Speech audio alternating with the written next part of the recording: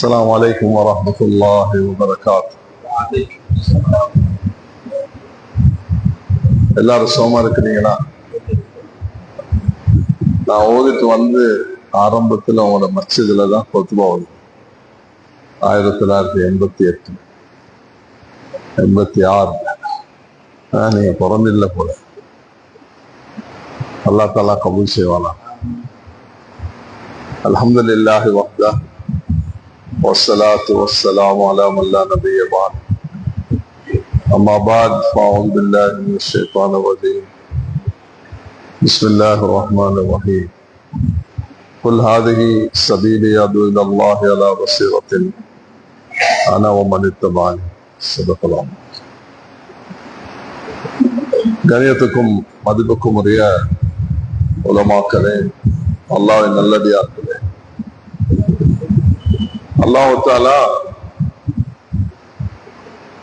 எங்களை தெரிவு செய்திருக்கிறான்.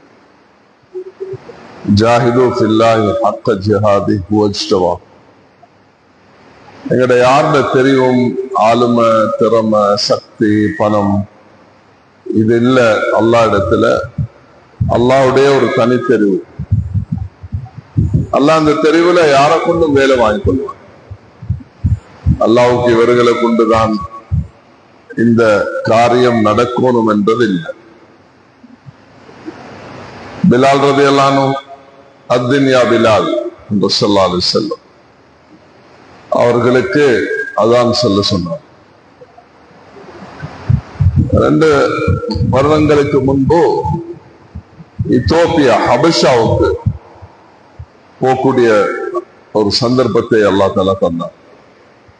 அங்க ஒரு ஜும்மாவும் செய்யக்கூடிய ஒரு பாக்கியம் கிடைச்சு அந்த மக்களுக்கு ஒரு செய்திய சொல்லும் பொழுது எங்கட உள்ளத்திலையும் அது ஒரு சந்தோஷத்தை, ஒரு வகையான ஒரு பூரிப்பொண்டு ஏற்படுது. அது என்னன்னா, பிலால் ரலியல்லாஹு அன்ஹுடைய உறவு ஹபஷா, இத்தோப்பியா என்று சொல்லுவோம். நபி அவர்களுடைய தாய் மௌத்தாகக்கூடிய நேரத்துல அந்த சிறு வயதுல அவர்களுடைய பக்கத்தில் இருந்தது உம்மு ஐமன், அவர்களும் ஹபஷா. ஸல்லல்லாஹு அலைஹி வஸல்லம் அவர்களுடைய மகள் ஜெய்னப், நபி அவர்கள் மதீனாக்கு ஹிஜ்ரத் செய்யறதுக்கு ஹிஜ்ரத் செய்ததும் அது ஹபஷா. அப்ப அந்த மக்களுக்கு இந்த செய்தியை சொல்லும் பொழுது அவர்களுக்கு தெரியும், நபி அவர்கள் மதீனாக்கு ஹிஜ்ரத் செய்வதற்கு முன்பு உங்களோட ஊருக்கு தான் தந்த மருமகனை சஹாபாக்கள் அனுப்பியிருக்கிறாங்க.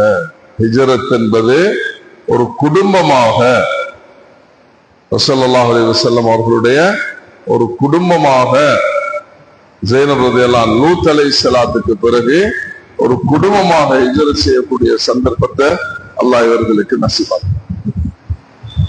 அவ அல்லாஹ்வுடைய தெரிவு. அல்லாஹ் ஊரை தெரிவு செய்வான், அல்லாஹ் மக்களை தெரிவு செய்வான். யார் தன்னை அதுல ஈடுபடுத்துவார்களோ அல்லாஹ் அவர்களை கொண்டு வேலுவான். இது அல்லாஹ்வுடைய 2வது அடிப்படை தெரிவு. அந்த தெரிவுக்கு யார் நன்றி செலுத்துவார்களோ அவர்களுடைய எந்த ஆளுமை, திறமை அல்லாஹ் பார்க்கிறது இல்லை.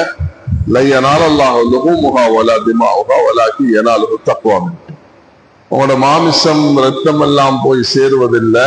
உங்களோட உள்ளச்சம், உங்களோட இஹ்லாஸ் தான் போய் சேரும்.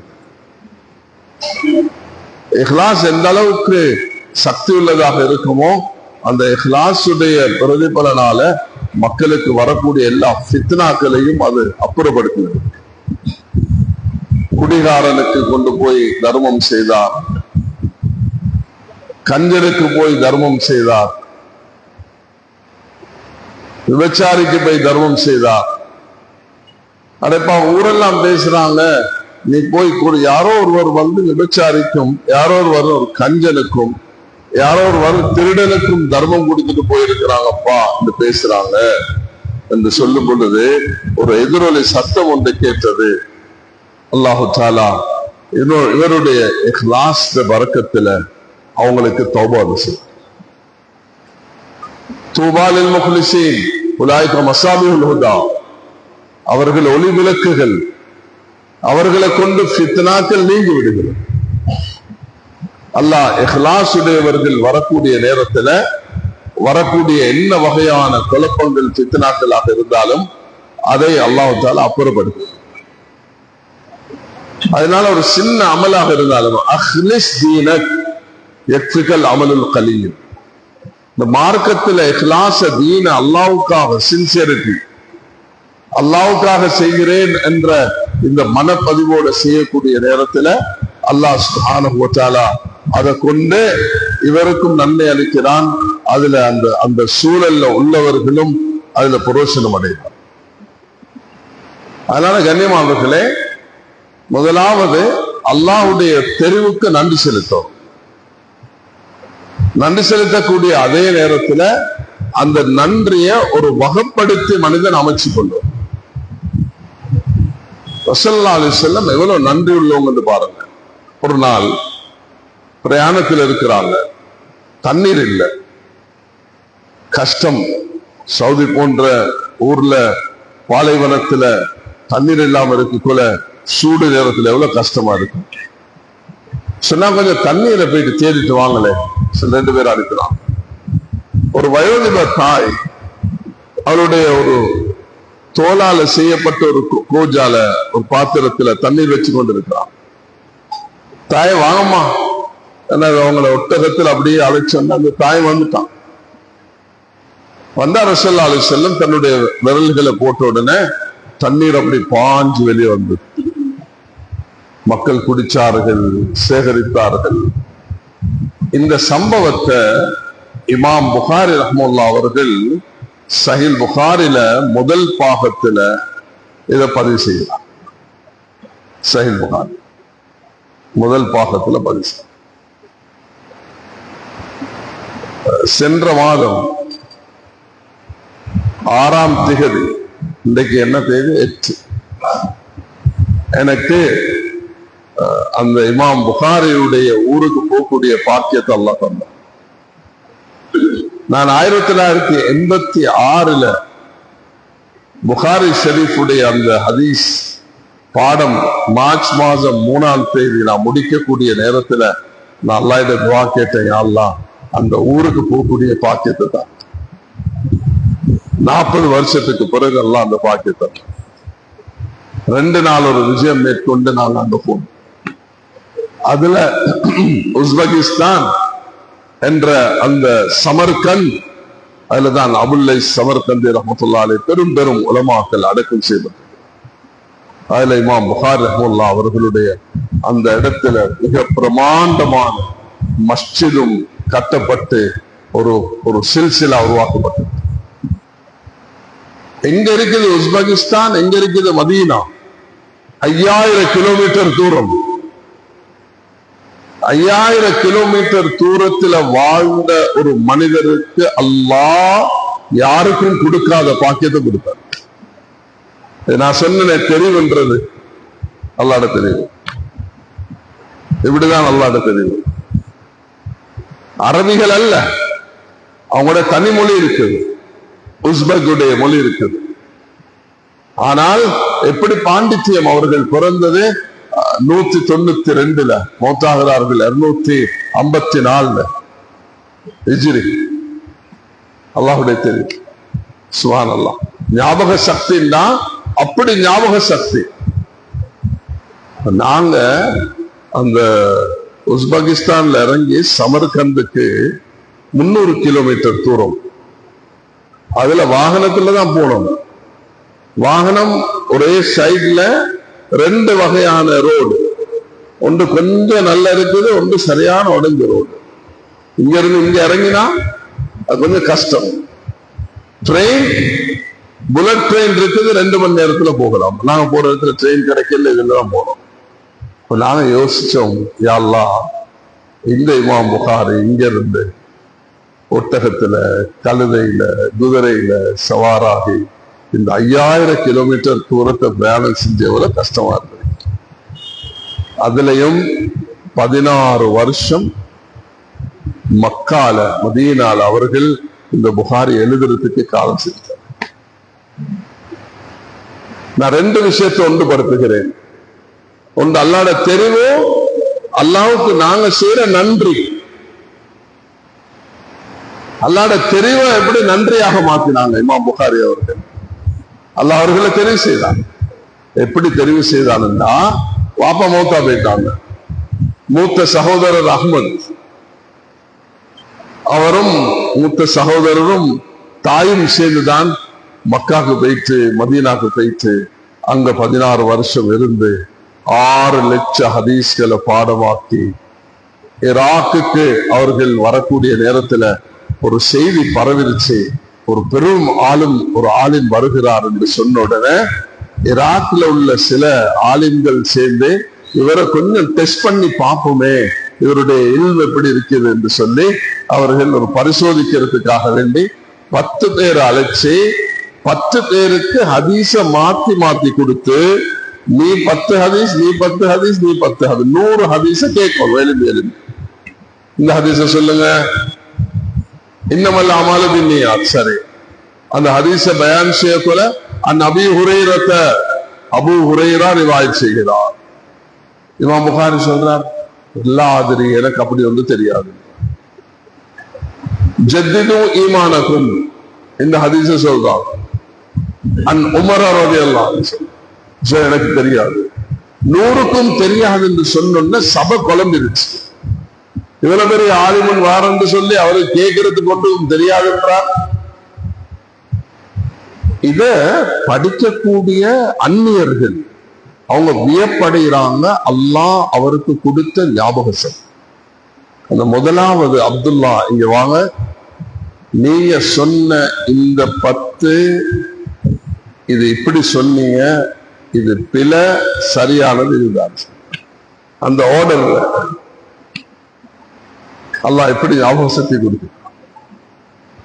அந்த இமாம் புகாரி ரஹ்மத்துல்லாஹி அவர்கள் தன்னுடைய புகாரில முதல் பாகத்துல தயம்மும் என்ற இந்த தலைப்பின் கீழே நான் சொல்ற இந்த ஹதீஸ பதிவு செய்யறார். அந்த பெண்மணி பார்த்து கொண்டிருக்கிறார், என்னடா இது, அன்னி இப்படி போகுது, எல்லாரும் நூற்றுக்கணக்கானவர்கள் குடிக்கிறாங்க, சேகரிக்கிறாங்க, எல்லாம் முடிஞ்சிருச்சு. ரசூலுல்லாஹி அலைஹி வஸல்லம் சஹாபாக்களை பார்த்து, இந்த பெண்ணுக்கு உங்கள்ட்ட ஈகிறத கொடுங்கன்னு சொன்னார். ஜாது சஃபர், பிரயாணத்துல அவர்கள் எடுத்துட்டு போகக்கூடிய அந்த பொருள்கள் எல்லாம் மிச்சம் குறைவாக இருக்கும். அப்படி இருந்தும் சஹாபாக்கள் கொடுத்தா அந்த ஒட்டகம் அப்படி நிறைஞ்சிருச்சு. இந்த பெண்மணி போக்குல எல்லாரும் இந்த பெண்ணை தேடிக்கொண்டிருக்கிறாங்க. எங்கம்மா எங்களோட வயோதிக தாயை காணவில்லை. அந்த இந்த பெண்மணி சொன்னாங்க, சாபி சாபி சாபி. யார் அந்த சாபி? சஹாபி இல்ல, அந்த புதிய ஒரு மார்க்கத்தை அறிமுகப்படுத்துறாரே அவரை சந்தித்து வந்தேன். நல்ல மனிதர், தாராளமா கொடுக்கிறார். கதை முடிஞ்சிருச்சு, போயிட்டாங்க, எல்லாம் முடிஞ்சிருச்சு. கொஞ்ச காலத்துக்கு பிறகு சஹாபாக்கள் போறாங்க. ரசூலுல்லாஹி அலைஹி வஸல்லம் சஹாபாக்கள் சொல்றாங்க, நீங்க அந்த பெண் வசிக்கும் ஊரை கடக்க போறீங்க, நன்றி உள்ளவர்களாக நடந்துக்கோங்க. ஹதீஸ்ல வருது, அந்த பாத்திரத்துல இருந்து ஒரு சொட்டு தண்ணீர் கூட வெளியாக, அது அப்படியே இருந்துச்சு. அல்லாஹ் கொடுத்த மோஜிசா. சந்திரன் அல்லாஹ் விளக்கு வச்சான் ஒரு சைடுல.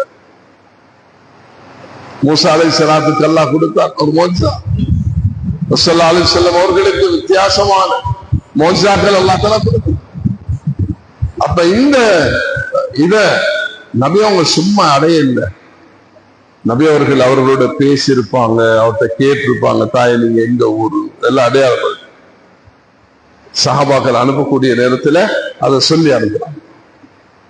சஹாபாக்கள் அங்க போய் அந்த பெண்ணை சந்தித்து அறிமுகமாகி கொண்டு இருக்கும் பொழுதே அந்த பெண் ஊர் மக்கள் எல்லாரையும் வளர்ச்சி, அந்த மனிதர் இப்படிப்பட்டவர், வாங்க நாங்க எல்லாரும் இஸ்லாத்தை ஏற்றுக்கொள்வோம், எல்லாரும் கலிமா சொல்லி இஸ்லாத்துக்கு அஸ்லமு நாட்டிற்கு எல்லோருமே இஸ்லாத்தை ஏற்றுக்கொள்ளாங்க. எப்படி அபுல் பரகாத் பர்பரி மால்டீவ்ஸுக்கு வந்து ஒரு பெரிய ஆளில் ஆப்பிரிக்கால இருந்து வந்தார்கள். மால்டீவ்ஸ்ல ஒரு தவறான ஒரு கலாச்சாரம் இருந்தது. அவர் வந்து அவருடைய அந்த ஆளும பயபக்தி அல்லாவோட இருக்கிற தொடர்பு அதனுடைய பிரதிபலனாக மால்டீவ்ஸ் அப்படியே அவர்கள் இஸ்லாத்தை ஏற்றுக்கொண்டார். முழு மால்டீவ்ஸும் இஸ்லாத்தை ஏற்றுக்கொண்டார். ஒருவர் இல்லாம முழு மனிதர்களும் இஸ்லாத்தை ஏற்றுக்கொண்டார். அல்லாஹ் ரப்புல் இஸ்ஸத் சில மனிதர்களை அல்லாஹ் இப்படிதான் பயன்படுத்துகிறார். இது அல்லாஹ்வுடைய தெரிவு. அதனால் அல்லாஹ்வுடைய தெரிவுக்கு நன்றி செலுத்தும். நன்றி செலுத்துறதுக்கு ஒரு உதாரணம் தான் இந்த நான் சொன்ன உதாரணம்.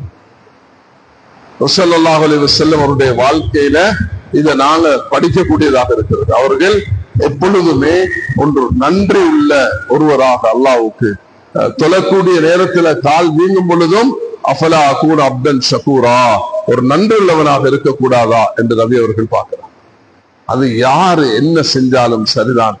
அவர் நபியோட பழக்கம் ஒன்று இருந்தது, யாரும் ஒன்று செஞ்சா நபி அவர்கள் அதுக்கு யுஜீசுஹு, அதுக்கு நபி அவர்கள் பிரதிபகாரம் செய்வார்கள்.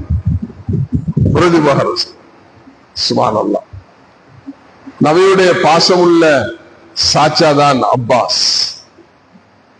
அவர் பத்ர்ல நபிக்கு எதிரிகளோட சேர்ந்து வந்துட்டார். எதிரிகளோட சேர்ந்து வந்தது ரெண்டு கண்களை போல. ஒரு பக்கம் மருமகன் அபுல் ஆஸ், மறுபக்கம் Abbas. Abul as Abbas. Abul as யார்? அவர் ஜெயினபுடைய கணவன். அப்பாஸ் அப்பாவுடைய அந்த சகோதரர், சிறிய தந்தை. இந்த ரெண்டு பேரும் சிறை கைதிகளாக இருக்கிறாங்க. ரசூலுல்லாஹி அலைஹி வஸல்லம் அவர்களுக்கு பெரிய கஷ்டமாக இருந்தது. அந்த நேரம் நபி அவர்களோட சேர்ந்திருந்தார் ஒரு முனாஃபிக், அப்துல்லா இப்னு உபை இப்னு சலூல். அப்பாஸ் ரலியல்லாஹு அன்ஹு பத்தி எழுதுறாங்க எப்படின்னா, இமாம் முஸ்லிமுடைய ஹதீஸ், ஹுனைனுடைய சண்டையாக இருக்கும், யுத்தமாக இருக்கும். அதை கீழே இமாம் நவவி சொல்றாங்க, அவருடைய சத்தம் சுமார் 15 மைலுக்கு அப்பால் போகுமா. மொபைல் இன்டர்நெட் எல்லாம் ஒன்றும் இல்லை. யா அப்துல்லா என்று அழைப்பு கொடுத்தாருன்னா அந்த 15 மைல் தூரத்தில் உள்ள அடுவையோடு வருவாராம், தோட்டத்தில் வேலை செய்தவர். அப்பாஸ் ரலியல்லாஹு அப்படி நல்ல குரல் வளம் உள்ள ஒரு ஆளுமை உள்ள ஒரு சஹாபியாக இருந்தார். அப்ப அவங்களுக்கு ஒரு அறவாசி ஆடைகள் இல்லாத ஒரு அற நிர்வாண கோலத்தில் இருக்கிறாங்க. நபி அவங்களுக்கு சரியான கவலை. யாரு இவருக்கு உடுப்பு கொடுப்பா? சின்ன மற்றவங்களோட உடுப்பு ஒண்ணு சரி வராது, ஒரே ஒரு ஆள்கிட்ட தான் சரி வருது. அவர் இந்த முனாஃபிக். அவர் சேர்ந்து இருக்கிறாங்க. சிலர் சேர்ந்து இருந்து கொண்டே சதி செய்வாங்க. நபியோட காலத்திலையும் அப்படி இருந்தாங்க. சேர்ந்து கொண்டே லா தக்ருஜு ஃபில் ஹர், இது சூடு காலம், இதுல போகாதீங்க. என்ன சரி உண்ட சொல்லி சொல்லியே பிளவுகளை உண்டு பண்ணி கொண்டே இருப்பார்கள். ஆனா எங்களுக்கு யாரையும் பார்த்து நீ ஒரு முனாஃபிக் என்று சொல்றதுக்கு அனுமதி இல்லை. வார்த்தை அது எங்கட வேலை இல்லை.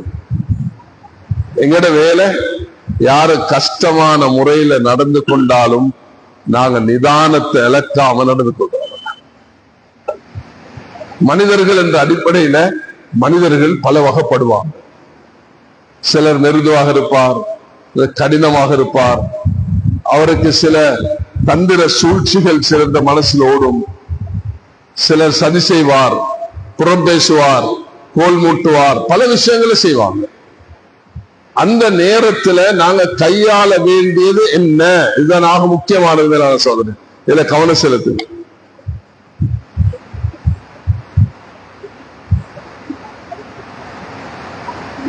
ஸல்லல்லாஹு அலைஹி வஸல்லம் அவர்கள் இந்த நிலைமைய எப்படி கையாள்றோம்? என்ன சொல்லிக் கொண்டிருக்கிறேன் நான்?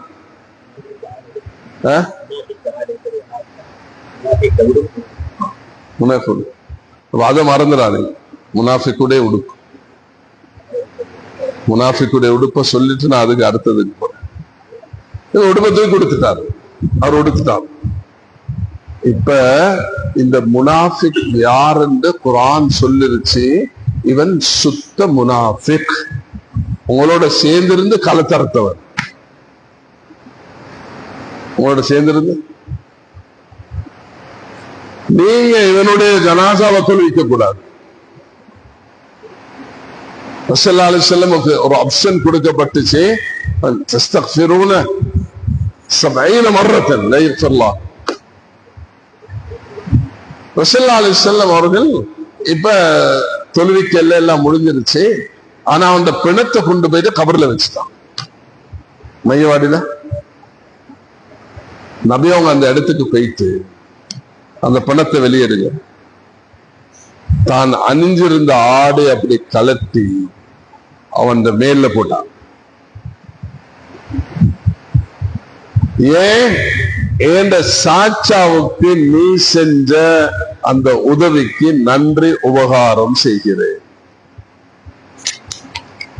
இப்படிப்பட்ட சம்பவங்களை அந்நியர்களுக்கு போய் சொன்னீங்கன்னா இஸ்லாத்தின் பக்கம் வருவாங்களா இல்லையா? இந்த தூய்மையான தூதர் நாங்க முன்வைக்கக்கூடிய நேரத்துல அவர்களுடைய உள்ளத்துல இதுக்கு தாக்கம் ஏற்படுமா? இந்த உலகம் எல்லாம் இஸ்லாமோபியா என்று பேசிக் கொண்டிருக்கக்கூடிய நேரத்துல இவ்வளவு தூய்மையான ஒன்றை முன்வைக்கும் பொழுது, அல்லாஹ் அக்பர், இதுதான் இஸ்லாம் உலகத்துக்கு அறிமுகமாகுவதற்கு காரணம். நான் ஒரு கேள்வி கேட்கிறேன் உங்கள்கிட்ட. கொஞ்சம் எல்லாம் படிச்ச மக்கள், எனக்கு மௌலவி சாப் சொன்னாங்க, நல்ல படிச்ச மக்கள் வந்திருக்கிறாங்க, உலமாக்கள் இருக்கிறாங்க, வியாபாரிகள் இருக்கிறாங்க, பாவர் இருக்கிறாங்க, மாஷா அல்லாஹ், நல்ல ஒரு ஜமாத் ஒன்று இங்க ஒன்று சேர்ந்திருக்கிறீங்க. நான் உங்கள்கிட்ட ஒரு சின்ன கேள்வி கேட்கிறேன். அது என்னன்னா, மக்கா பத்ர் நடந்தது ஹிஜ்ரி 2, மக்காவை நபி அவர்கள் கைப்பற்றினது ஹிஜ்ரி 8. ஹஜ்ஜத்துல் வதா, இன்னைக்கு ஹஜ்ஜுக்காக மக்கள் ஆயத்தமாகி 3500 பேர் அதுல சமூகம் அளிக்கிறாங்க. அதுல நியாயமான மக்கள் போய்கொண்டிருக்கிறாங்க. இன்ஷா அல்லாஹ் 18ஆம் திகதி வரைக்கும் போய்கொண்டே இருப்பாங்க. அல்லாஹ் தஆலா எல்லாருடைய சஃபர்களை லேசாக்கி இந்த வருடத்தை ஹஜ்ஜ உலகத்துக்கு ஒரு சாந்தியும் சமாதானம் உள்ள ஹஜ்ஜாக அல்லாஹ் ஆக்கிடுவானா. இந்த உலக யுத்தங்களை நிறுத்தக்கூடிய ஒரு ஹஜ்ஜாக இந்த அரசாவை எல்லாம் ஏற்படுத்தி தருவானா. கண்ணியமானவர்களே, அப்ப இந்த சந்தர்ப்பம் என்னது? ஆடையத்துக்கு கொடுத்தான். எதுக்கு? என்ற சாச்சாவுக்கு நீ கொடுத்தது என்ன? நாளைக்கு எனக்கு உனக்கு உதவி செய்யறாது, நீ செஞ்சதுக்கு நான் திரும்ப ஒன்று உனக்கு செஞ்சிடணும். இமாம் புகாரி ரஹ்மத்துல்லாஹி அலைஹி கிதாபுல் ஜனாசா, ஜனாசாவுடைய பாடத்துல சஹீல் புகாரில் ஒரு தலைப்பு போட்டிருக்கிறாங்க, இக்ராஜுல் மையத்தில் இல்லத்தின், உயிர் வாழக்கூடிய அல்லது மரணித்தவருடைய அந்த அந்த ஒரு காரணத்துக்காக கபர்ல இருந்து மையத்தை வெளியே எடுக்கிறது. கபர்ல இருந்து மையத்தை வெளியே எடுக்கிறதுக்குள்ள அனுமதிய இந்த சம்பவம் நமக்கு எடுத்து தருகிறது. ஸல்லல்லாஹு அலைஹி வஸல்லம் அவர்கள் இத நடைமுறைப்படுத்தினார்கள். சஹாபி வருகிறார், அது கீழே அடுத்த ஹதீஸ். ஜாபிர் இப்னு அப்துல்லா, ஜாபிர் அப்துல்லா என்று சொல்லும் பொழுது அவர் ஒரு நாள் கல்யாணம் முடிச்சுட்டு இப்படி இருக்கிறாரு. நபி அவங்க சொன்னாங்க, எல்லாரும் வாங்க போவோம், அல்லாஹ்வோட பாதையில போவோம்னு அவரும் செய்து போயிட்டாரு.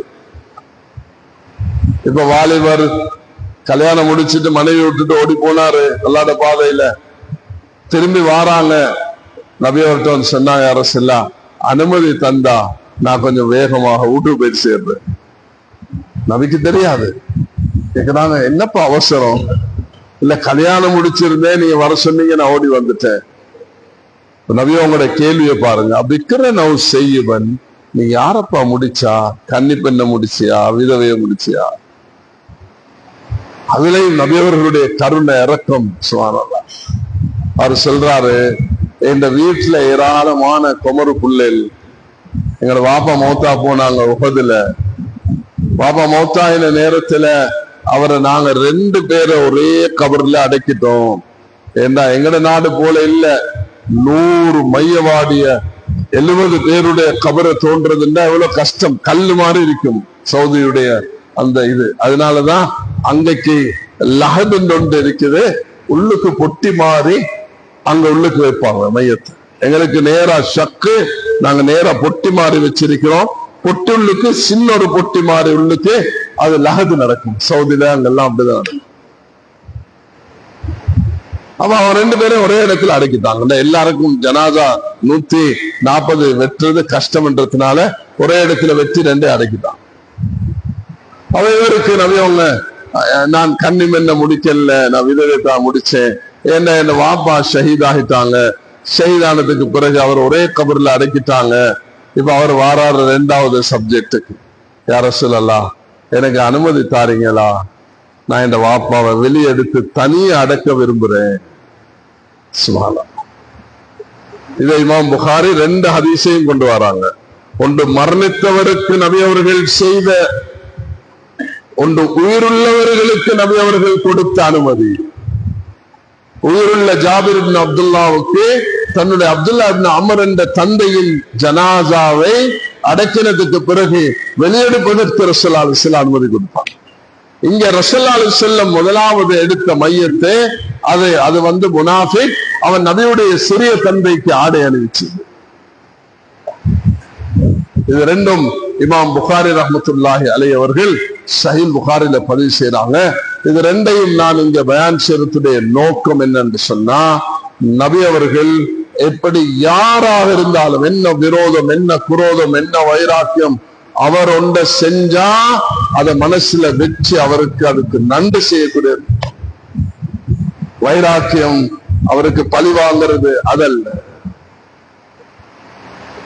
ஆயிஷா ரலியல்லாஹு அன்ஹா யாரோட வாழ்ந்தாங்க? நபியோட வாழ்ந்தாங்க 9 வருஷம். அவங்கள்ட்ட ஒருவர் வந்து சொல்றாரு, எங்களோட பேசிக்கொண்டிருக்கக்குள்ள சொல்லுவாங்க தானே, ஒரு சஹாபியோட பேர் வந்துருச்சு. அவருடைய பேர் ஹஸ்ஸான். அவர் நல்ல கவி பாடுவார். ஆனா அவரால் ஒரு தவறு நடந்துச்சு. அவர் ஆயிஷா ரலியல்லாஹு அன்ஹா அவர்களுடைய அவதூறு பேசுற விஷயத்துல அவரும் சேர்ந்து கொண்டார் தெரியாதனமாக. சில நயவஞ்சர்களுடைய சூழ்ச்சியில நல்லடியார்களும் சிக்கிக் கொள்வார்கள். கவனமா இருக்கணும். தேவையில்லாத அரசியல், தேவையில்லாத சதி, தேவையில்லாத சூழ்ச்சி, தேவையில்லாத காரியங்கள் செய்ய போகல அதுல இருந்து ஒதுங்கி வாழ பழகணும். சஹாபி சிக்கிட்டார் அந்த பிரச்சனையில. சிக்கினா அது முடிஞ்சிருச்சு, மன்னிப்பு கொடுத்து எல்லாம் முடிஞ்சிருச்சு. பல வருடங்களுக்கு பிறகு அவருடைய பெயர் வரும் பொழுது யாரோ வந்து சொன்னாங்க ஆயிஷா கிட்ட, இவரை தெரியுமா, இவர் தானே உங்களுக்கு அவதூறு பேசியவர்கள் ஒருவர். ஆயிஷா ரலியல்லாஹு அன்ஹா அவங்க சொல்றாங்க, கொயினுடைய அடுத்த சைட பாருங்க. கொயினுடைய இவர் யார்? இவர் மதீனால ரசூலுல்லாஹி அலைஹி வஸல்லம் ஒரு மெம்பர் ஒன்று சமைத்து அதுல அவருக்கு கவி பாட சொல்லுவார்கள். அவர்கள் சில நேரத்துல அந்த முஷ்ரிக்கீன்களுக்கு அவர்கள் அழகான முறையில பதில் கொடுப்பார். அஹ்ஸனு மின்க லம் தர கத்து ஐனி, உங்களை போல அழகான ஒருவரை இந்த கண் கண்டதில்லை.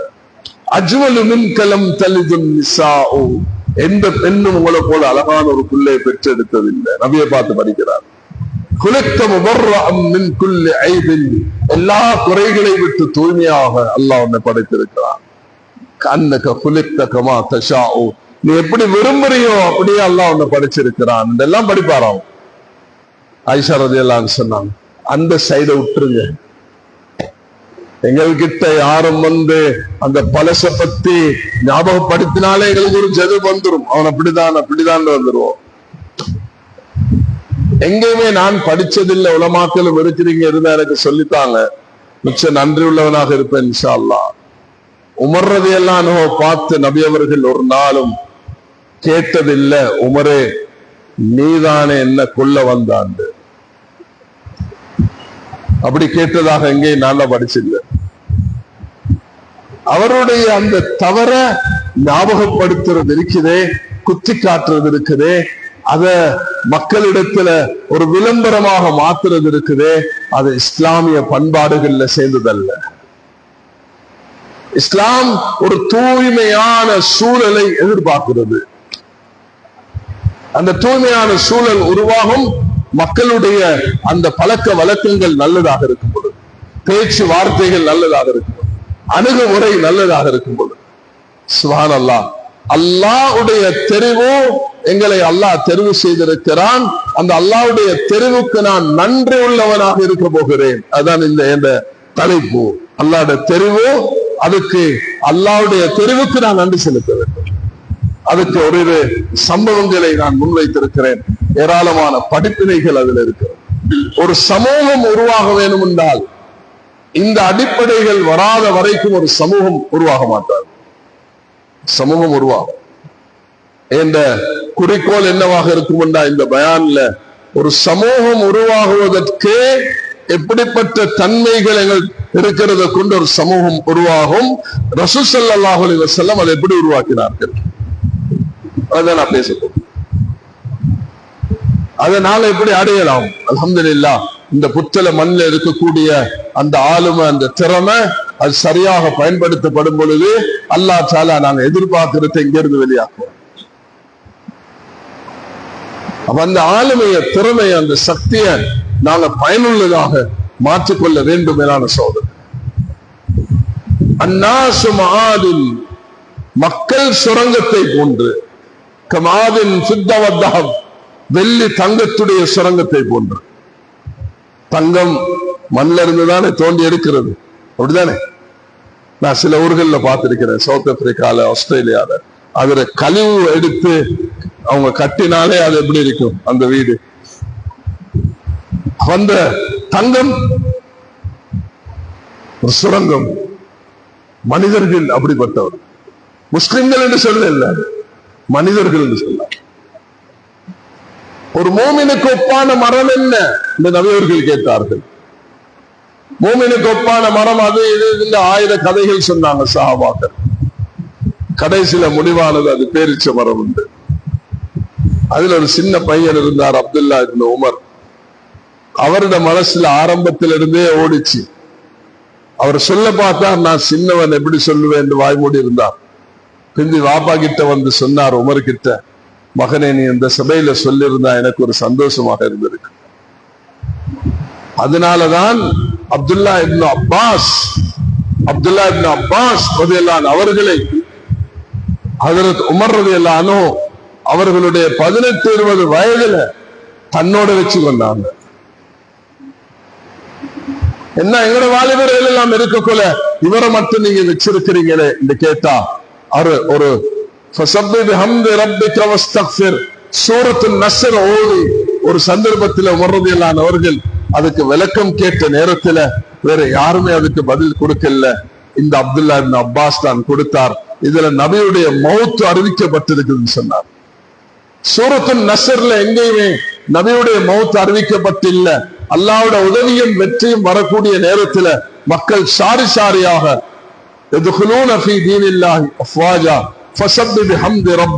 உங்களுடைய இறைவனை நீங்கள் புகழ் செய்து துதித்து தூய்மைப்படுத்துங்கள் என்று அல்லாஹ், இன்னஹு கானது, அல்லாஹ் ரப்புல் இஸ்ஸத் அந்த மன்னிக்க கூடியவனாக இருக்கிறார். இதுதான் சொல்லப்பட்ட மௌத் எங்க இருக்குது. ஆனா அப்துல்லா இப்னு அப்பாஸ் சொன்னாரு, இல்ல நபியே, நீங்க வந்த நோக்கத்தை அடைஞ்சிட்டீங்க. இப்ப நீங்க துனியால இருந்து போக போறீங்க. தொழுக சலாம் கொடுத்ததுக்கு பிறகு ஏதும் தவறு நடந்திருந்தால் மன்னிச்சுக்கோ யா அல்லாஹ் என்று சொல்றது போல ஏந்த பணியை நீ தந்ததை நான் நிறைவேற்றி விட்டேன். அஸ்தக்ஃபிருல்லாஹ் ஃபஸப்பிஹ் பிஹம்தி ரப்பிக வஸ்தக்ஃபிர். இஸ்திக்ஃபார் அல்லாஹ் எனக்கு செய்ய சொல்கிறான். நான் இஸ்திக்ஃபார் செய்து கொண்டே துனியாவுக்கு போகிறேன்.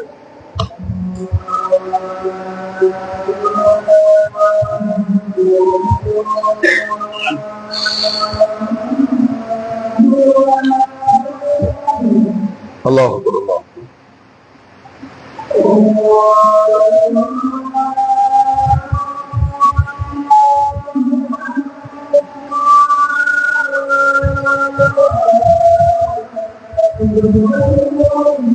அல்லாஹ்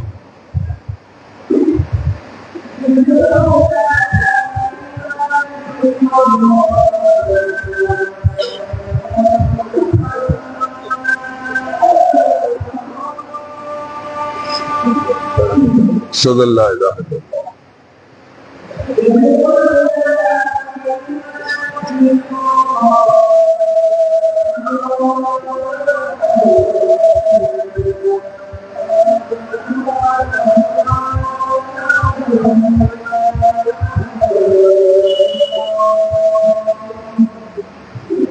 أشهد أن لا إله إلا الله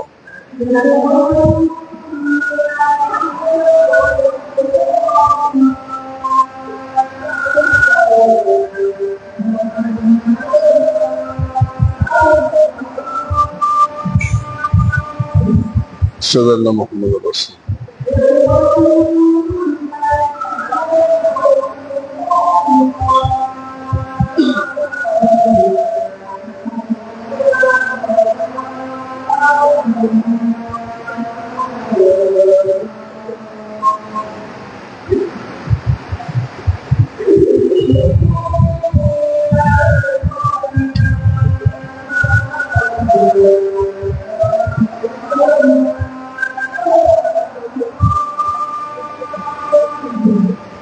لا حول ولا قوة إلا بالله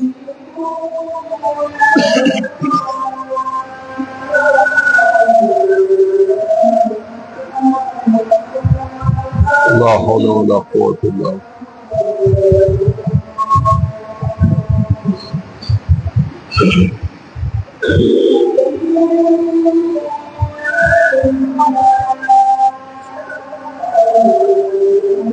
لا حول ولا قوة إلا بالله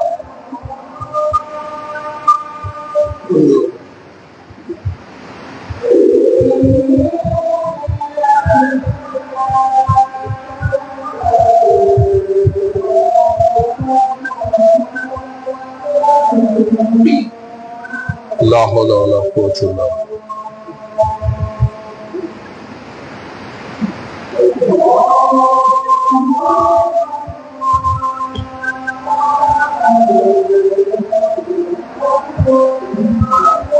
الله أكبر الله أكبر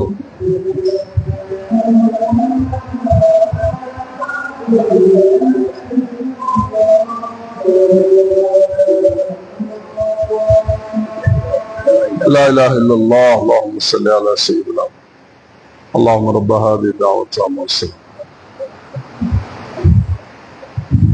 கண்ணியமானவர்களே, இன்றைக்கு காலையிலிருந்து பல நிகழ்ச்சிகளை செய்து எங்களுடைய ஜெபத்துலமாவுடைய உப தலைவரான உமர்தீன் ஹஜரத் அவர்களுடைய தலைமையில வந்த உலமாக்கள் எல்லாரும் மாஷா அல்லாஹ் உங்களோட ஊருக்கு வந்து பல நிகழ்ச்சிகளை செஞ்சு இறுதியாக எனக்கும் இந்த ஒரு சந்தர்ப்பத்தை ஏற்படுத்தி தந்ததுக்கு நான் அல்லாஹ்க்கு நன்றி செலுத்துகிறேன். அவர்களுக்கும் நன்றி செலுத்துகிறேன், உங்களுக்கும் நன்றி செலுத்துகிறேன்.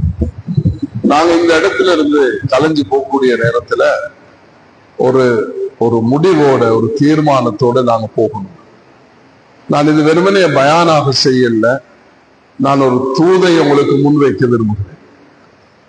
அந்த தூதை நாங்க இன்ஷா அல்லாஹு தாலா சுமந்து கொண்டு திட்டமிட்டு இங்க இருக்கக்கூடிய உலமாக்களோட துறை சார்ந்தவர்களும் வாலிபர்களும் வியாபாரிகளும் பாமரர்களும் சேர்ந்து பயணிக்கும் பொழுது எப்படிப்பட்ட ஒரு சமூகத்தை நாங்க முன்மாதிரியான ஒரு சமூகத்தை கட்டி எழுப்ப முடியும் என்பதுதான் என்னுடைய இந்த இறுதி வார்த்தைகளாக இருக்கும் என்று நான் எதிர்பார்க்கிறேன். அதனால இது வெறுமனே ஒரு பயான் அல்ல, இது ஒரு அமானிதத்தை, ஒரு தூதை சுமந்து கொண்டு நாங்க இந்த தூதை எப்படி ஒப்படைக்கிறது என்பதுதான் இந்த அமர்வுடைய ஒரு இலக்காக இருக்கும் என்பதை எல்லாரும் மனசுல எடுத்துக்கொண்டு அல்லா இடத்துல துவா செய்யும் பொழுது அல்லாஹு தாலா அத ஒரு உண்மையான ஒரு உருவத்தை அதுக்கு அல்லா தஆலா கொடுக்கிறார். ரசூல் ஸல்லல்லாஹு அலைஹி வஸல்லம் அவர்கள் விட்டு சென்ற இந்த அமானிதம் ஒவ்வொரு ஊர்லையும் ஒவ்வொரு காலத்திலையும் ஒவ்வொரு சந்தர்ப்பத்திலையும் அது உண்மையான உருவத்தோட பாதுகாக்கப்பட்டிருக்கிறது. இன்றும் உலகத்தில் எந்த பகுதிக்கு போனாலும் அல்ஹம்துலில்லாஹ் அல்லாஹ் ரப்புல் இஸ்ஸத் இந்த குர்ஆன் பிரதிகளை நீங்க அப்புறப்படுத்திட்டீங்கன்னு சொன்னா இந்த குர்ஆனை ஓதக்கூடியவர்கள் இருக்கிறார். இந்த ரஷ்யாவுடைய உஸ்பெகிஸ்தான் என்றது போல இன்னொரு பகுதி இருக்குது, தாத்தாரிஸ்தான் என்று சொல்றது. அந்த தாத்தாரிஸ்தான் என்ற பகுதியில கசான் என்ற ஒரு ஊர் இருக்குது. அந்த கசான் ஊர்ல ஒரு மியூசியம் இருக்குது. அந்த மியூசியம்ல வச்சிருக்கிறாங்க அந்த காலத்துல இருந்த குர்ஆன் பிரதிகள். சோவியத் யூனியனுடைய இந்த 80 வருஷ 90 வருஷ ஆட்சியில அவர்கள் செய்த அநியாயங்கள்ல ஒன்றுதான் இந்த குர்ஆன் பிரதிகளை யாரும் வச்சா அவங்களுக்கு மரண தண்டனை. அந்த குர்ஆனை அவர்கள் அந்த காலத்தில் உள்ள குர்ஆன்கள் எல்லாம் அது சேகரித்து சமீப காலங்கள்ல வந்த ஆட்சியாளர்கள் அதை சேகரித்து ஒரு மியூசியமாக வச்சிருக்கிறார். அங்கிருந்து ஒரு ஊருக்கு போயிருந்தோம். அங்க ஒரு மதரசா ஒன்று இருக்கிறது. அந்த மதரசால ஒரு செக்ஷன் இருக்குது. அந்த செக்ஷன் எப்படின்னா அவங்க பழைய பழைய இந்த கிரந்தங்கள் அதை கொண்டு எங்களுக்கு ஒப்படைங்க என்று சொல்ற நேரம் பலரும் பூமிக்குள்ள பதுக்கி வச்சிருந்தது எல்லாம் எடுத்து வரக்குள்ள அது கரையான் அதுல கடிச்சு அவருடைய கையால எழுதினதுகள் எல்லாம் மக்தூத்தாத்துகள் அதெல்லாம் பாதுகாக்கிறதுக்கு சில கருவிகள் உண்டாக்கி அழகாக மெஷின்கள் போட்டு அதுக்கே ஒரு பெரிய லைப்ரரி செய்யலாம். அப்ப அந்த நேரம் நாங்க கேள்விப்பட்டோம் குர்ஆனை பாதுகாக்கிறதுக்கு குர்ஆனை மனனம் செய்யறதுக்கு என்ன செய்வாங்களாம், நாய் வளர்ப்பாங்களாம். நாயை கொண்டு போயிட்டு தூரத்துல வச்சுட்டு ஒரு மலையில போயிட்டு உள்ளுக்கு ஒளிஞ்சு அங்க குர்ஆனை ரகசியமாக ஒரு உள்ளுக்கு வச்சிருப்பாங்க, பங்கர் உள்ளுக்கு. அங்க வெளிச்சம் வச்சு குர்ஆனை பாடமாக்குவாங்க. யாரும் மனிதர்கள் வரக்குள்ள நாய் குலைக்கும். அப்ப இதை அணைச்சிட்டு அதை வச்சுட்டு அப்படியே அவர் சாதாரணமாக ஒரு வேட்டையாடுறதுக்கோ எதுக்கோ வந்த மாதிரி அவர் போயிடுவார். இப்படி குர்ஆனை மனனம் செய்தவர்களும் இருக்கிறார். அந்த குர்ஆன் எடுத்து பாத்தீங்கன்னா வெளியில அட்டையில மனித உருவ படங்களை அல்லது வேற என்ன சரி அந்த நாட்டுடைய அடையாளத்தை போட்டு வச்சிருப்பான். யாரும் வந்து அதை பரிசோதித்தால் இவன் கையில திறந்து மாட்டுப்பட்டாருன்னா மாட்டுப்பட்டதுதான். ஆனா தப்புறதுக்கு அவர்கள் கையாண்ட முறை அல்லாஹ் எங்களுக்கு அப்படி சோதனை தரையும் கூடாது. ஒரு சோதனை நாங்கள் அனுபவிச்சோம் 2019. சிலர் நான் ஹஜ்ரத் இந்த புகாரி இருக்குது அப்படியே எரிச்சு போட போறேன், எனக்கு வழி சொல்லுங்க. இல்லவாப்பா நீ என்னைட்டு தான் நான் வச்சு கொள்றேன், நீ எரிச்சிடாது. எவ்வளவு பேர் எரிச்சு போட்டாங்க. எங்களுக்கு ஒரு சின்ன கால சோதனை, அந்த சோதனையுடைய தாக்கம் எப்படி இருக்குதுன்னு நாங்க பாக்குறோம். இந்த வரைக்கும் அந்த சோதனையை அனுபவிச்சு கொண்டுதான் இருக்கிறோம். அவர்கள் 90 வருஷம் எப்படி சோதனை அனுபவிச்சிருப்பாங்க. அவர்களுக்கு இஸ்லாம் என்ற பெயரை கேள்விப்பட்டாலே அவர்களுக்கு மரண தண்டனை. குர்ஆனை கண்டாலே அவர்களுக்கு தண்டனை. அப்படிப்பட்ட ஒரு சூழல்ல வாழ்ந்தாங்க. அதனால இன்றைய அமர்வுல எல்லாரும் நியத்து வைப்போமா இன்ஷா அல்லாஹ், ஒரு தூத சுமந்தவர்களாக ஒரு அமானிதத்தை ஏந்தியவர்களாக நாங்க போகணும். அப்படி செய்வோமா இன்ஷா அல்லாஹ். அப்ப நாங்க அல்லாஹ்க்கு நன்றி உள்ளவர்களாக இருக்கணும். அந்த நன்றிய வெளிப்பாடாக அல்லாஹ் எங்களை கொண்டு வெளியாக்குவான். அதுக்கு கண்ணியமானவர்களே, முஸ்லிம்கள், அந்நியர்கள், இந்த நாடு, இஸ்லாமிய தூது, உலகம், இந்த 5 விஷயங்கள், இஸ்லாம், முஸ்லிம்கள், முஸ்லிம் அல்லாதவர்கள், இந்த நாடு, உலகம், எங்களுடைய இந்த தூது இஸ்லாம் என்ற இந்த தூதை முஸ்லிம்களாகிய நாங்க இந்த நாட்டில் உள்ள பெரும்பான்மை சமூகத்துக்கு கொடுக்கிறது போல இந்த நாட்டு மக்களுக்கும் இந்த நாட்டுக்கும் நாங்க உலகத்துக்கும் இந்த தூதை கொடுப்போம். இந்த அமானிதத்தை நாங்க எத்தி வைப்போம். அல்லாஹ் நீ என்ன பயன்படுத்திக் கொள்ளணும் என்று அல்லாஹ் இடத்துல கேட்போம். அல்லாஹ் சுப்ஹானஹு வ தஆலா பயன்படுத்துவார்.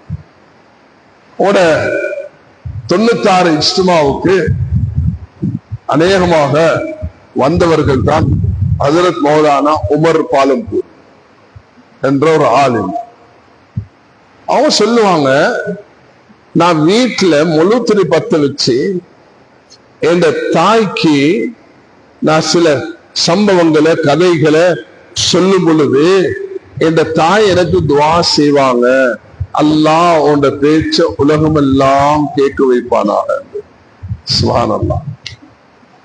அல்லாஹ் அவர்கள் அப்படி பயன்படுத்தினாங்க. சார்,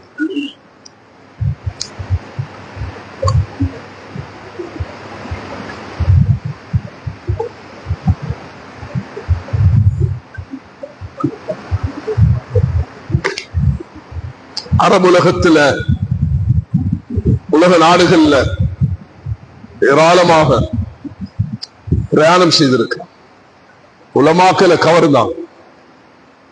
அவன் சொல்றாங்க, நான் ஓதுற காலத்துல எனக்கு விளக்கு இல்ல, முழுத்திரை வாங்குறதுக்கு பணம் இல்லை. இந்த கதவுகள்ல கடைகள்ல முந்தி போட்டிருப்பாங்கல்ல, ஒவ்வொரு பலகையை நகர்த்தி ஒரு பலகையாக எடுத்து கதவு, அதுல இடையில இந்துக்களுடைய கடைகள்ல அந்த விளக்கேற்றின வெளிச்சம் வரும், அதுல கிதாபை வச்சு நான் படிச்சிருக்கிறேன். அப்படி கஷ்டப்பட்டிருக்கிறான். இமாம் நவவி, இமாம் ராஃபி எல்லாம் படிச்சிருக்கிறோம். பெண் வெளிச்சமாகிச்சு, அவங்களோட விரல் வெளிச்சமாகிச்சு எல்லாம் படிச்சிருக்கிறோம். இது இப்படி கஷ்டப்பட்டிருக்கிறான். கஷ்டப்பட்டு ஒன்று செய்யும் பொழுது அல்லாஹ் அவர்களை பயன்படுத்துவான்.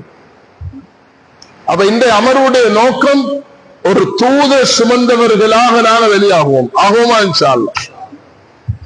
அது இஸ்லாம், முஸ்லிம்கள், இஸ்லாமிய இந்த தூத முஸ்லிம்களாகிய நாங்க இந்த நாட்டுக்கும் பெரும்பான்மை சமூகத்துக்கும் அதே உலகத்துக்கும் இந்த தூதை நாங்க கொண்டு போயிட்டு ஒப்படைக்கும். அதுதான் எங்களுடைய நோக்கம், இந்த அமர்வுடைய நோக்கம். கண்ணியமானவர்களே, அல்லாஹு தஆலா ரசூல் ஸல்லல்லாஹு அலைஹி வஸல்லம் அவர்களை மக்கால இருந்து மதீனாக்கு அனுப்பின நேரம், மதீனா எப்படி இருந்துச்சுன்னா, ஒரு பக்கம் யூதர்கள், மறுபக்கம் முஷ்ரிக்கீன்கள், ஒரு பக்கம் முஸ்லிம்கள், மறுபக்கம் முனாஃபிகீன்கள், இப்படி கலந்த சமூகமாக தான் வாழ்ந்தாங்க. சிலை வணங்கக்கூடியவர்கள் இருந்தார்கள், கிறிஸ்தவர்கள் இருந்தார்கள், யகூதிகள் இருந்தார்கள். இவர்களோடு தான் ரசூலுல்லாஹி அலைஹி வஸல்லம் வாழ்க்கை கழிச்சாங்க. யகூதிகளோட இந்த வாழக்கூடிய நேரத்தில் கொடுக்கல் வாங்கல் செஞ்சாங்க, வியாபாரம் செய்தாங்க. ஒரு நாள் வீட்டுக்கு போறாங்க நபி ஸல்லல்லாஹு அலைஹி வஸல்லம். வீட்டுக்கு போனா பேரர்களையும் காணல, அலியையும் காணல ரலியல்லாஹு மருமகன். எங்கம்மா? இல்ல, வீட்டுல சாப்பிட ஒன்றும் இல்ல, பசியின் காரணத்தினால உங்களோட மருமகன் புள்ள 2 பேரை எடுத்துட்டு வெளியில போனார்னு சொன்னாங்க. வெளியில போயிட்டு பார்த்தா ஒரு யூத தோட்டத்துல அலி ரலியல்லாஹு அன்ஹு கிணத்துல இருந்து தண்ணீர் வச்சு கொண்டிருக்கிறார். ஒரு பக்கம் மருமகன் உஸ்மான் வியாபாரம் செய்கிறார். இந்த மருமகன் தோட்டத்துல, யகூதியுடைய தோட்டத்துல தண்ணீர் வைக்கிறார். ரசூலுல்லாஹி அலைஹி வஸல்லம் அதை பத்தி கவலைப்பட இல்லை. அவர் வருகிறார் நபியிடத்துல, நபியே உங்களோட மகள் பாத்திமா எனக்கு முடிச்சுட்டாங்க என்று வருகிறார். அது நீண்ட சம்பவம். சுருக்கமாக கடைசியில திருமணம் ஒப்பந்தம் முடிவாகிறது. அவருக்கு 2 ஒட்டகம் தான் இருந்தது. அந்த ஒட்டகத்தை என்ன செய்யலாம், அதுதான் என் கேபிட்டல், என் வியாபாரம் எல்லாமே. ஒருவர் அழைச்சார், வாப்பா என்னோட வா, நான் புல்லு வெட்டிட்டு வந்து என் வலிமா சாப்பாடு கொடுப்போம்.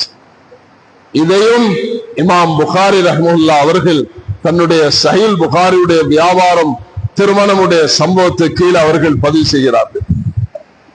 புல்லு வெட்டிட்டு வாராங்க வலிமா கொடுக்கறதுக்கு, ஒட்டகம் அப்படி வெட்டி துண்டாகி கிடைக்குது. யாரு இதை செஞ்சான்னு பார்த்தா ஒரு பெண் இருக்கிறா பக்கத்துல. அவருடைய யாரு, அலி ரலியல்லாஹு அந்த சிறிய தந்தை ஹம்சா, அவர் குடி போதையில் இருக்கிறார். யா ஹம்சா ஷர்புன் நவா, அந்த பெண் கவி பாடுகிறார், ஓ ஹம்சா கொண்டு வா அந்த ஒட்டகத்துடைய ஈரலை என்று அவற்றை கொண்டு கொடுத்தார் ஹம்சா. இதை இமாம் புகாரி ரஹ்மத்துல்லாஹி அவர்கள் பதிவு செய்கிறார். கவலையோட சாச்சாவோட சண்டை பிடிக்கவா ஓடி போனாங்க நபி ஸல்லல்லாஹு அலைஹி வஸல்லம் அவரிடத்தில். யா ரசூலல்லாஹ், என் ஒட்டகம் எப்படி ஆகிருச்சு, செஞ்சது உங்களையும் வேண்டையும் சாட்சாதான். ஹம்சான்னு சொல்லக்குள்ள ஒரு விஷயம் ஞாபகத்துக்கு வரணும் உங்களுக்கும் எனக்கும். ஹம்சாவும் நபியும் ஒரே பெண்ணிடத்துல பால் குடிச்சிருக்கிறாங்க. அந்த பெண்ணுடைய பேர் சுவைபியா. அந்த சுவைபியா பெண்ணை திங்கக்கிழமை அன்றைக்கு அபூ லஹப் இப்படி விரல காட்டி உரிமையிட்டானாம் அந்த சுவைபியாவை. அதனால ஒவ்வொரு திங்கக்கிழமைக்கும் அபூ லஹபுக்கு நரகத்தில் இருந்தாலும் இந்த விரலால் ஒரு சுட்டு தண்ணீர் புகட்டப்படும். தண்ணீர் அபூ லஹபுக்கு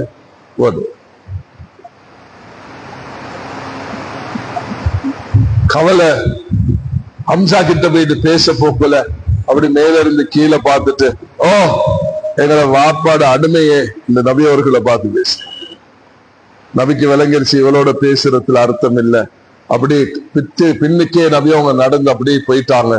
அல்லாஹ் தாலா அதுக்கு கொஞ்ச காலத்துக்கு பிறகுதான் மதுபானம் ஹராம் இறக்குகிறார். ஸல்லல்லாஹு அலைஹி வஸல்லம் அவர்கள் மதீனாவுக்கு வந்த உடனே இது யூதர்கள், கிறிஸ்தவர்கள், மஜூசிகள், முஷ்ரிகீன்கள், மூமின்கள், முனாஃபிகீன்கள், இப்படி பல வகையான மக்கள் இருக்காங்க. நபியவங்க யோசிச்சாங்க, நான் ஏன் ஒரு அழகான ஒரு சாசனம், ஒரு யாப்பு, ஒரு கான்ஸ்டிடியூஷன், மீசாக் மதீனா என்ற ஒன்றை நபியவர்கள் உருவாக்கினார். பல்லின சமூகம், பல மொழி பேசக்கூடியவர்கள், பல நிறம் உள்ளவர்கள் எப்படி ஒன்றுபட்டு வாழ முடியும் என்ற ஒன்று நபியவர்கள் உண்டாக்கினார். ஆனா அத இந்த யூதர்கள் நடைமுறைப்படுத்த விடல. இந்த அளவுக்கு நபியவர்களோட அந்த உறவு இருந்துச்சு என்று பாருங்க. புகாரில ரியாது சாலிஹீன்ல பதிவாகக்கூடிய ஒரு ஹதீஸ் தான். நபியவங்க ஒரு யூதனுடைய வீட்டுக்கு போயிட்டு, ஒரு பையன் சக்கராத்துல இருக்கிறான், அஸ்லிம் தஸ்லம், நீ கலிமாவை சொல்லி நீ ஈடேற்றம் பெறுவாய் என்று சொல்லி அந்த பையன் அப்படி வாப்பாவை பார்க்கிறான். அந்த நேரத்துல அத்யபல் காசிம், முகமது அவர்களை பின்பற்றிக் கொள் என்று சொல்ல அவன் அஷ்ஹது அல்லா இலாஹ இல்லல்லாஹ் என்ற கலிமா சொல்லும் பொழுது ரூஹ் பிரிந்து விடுகிறது.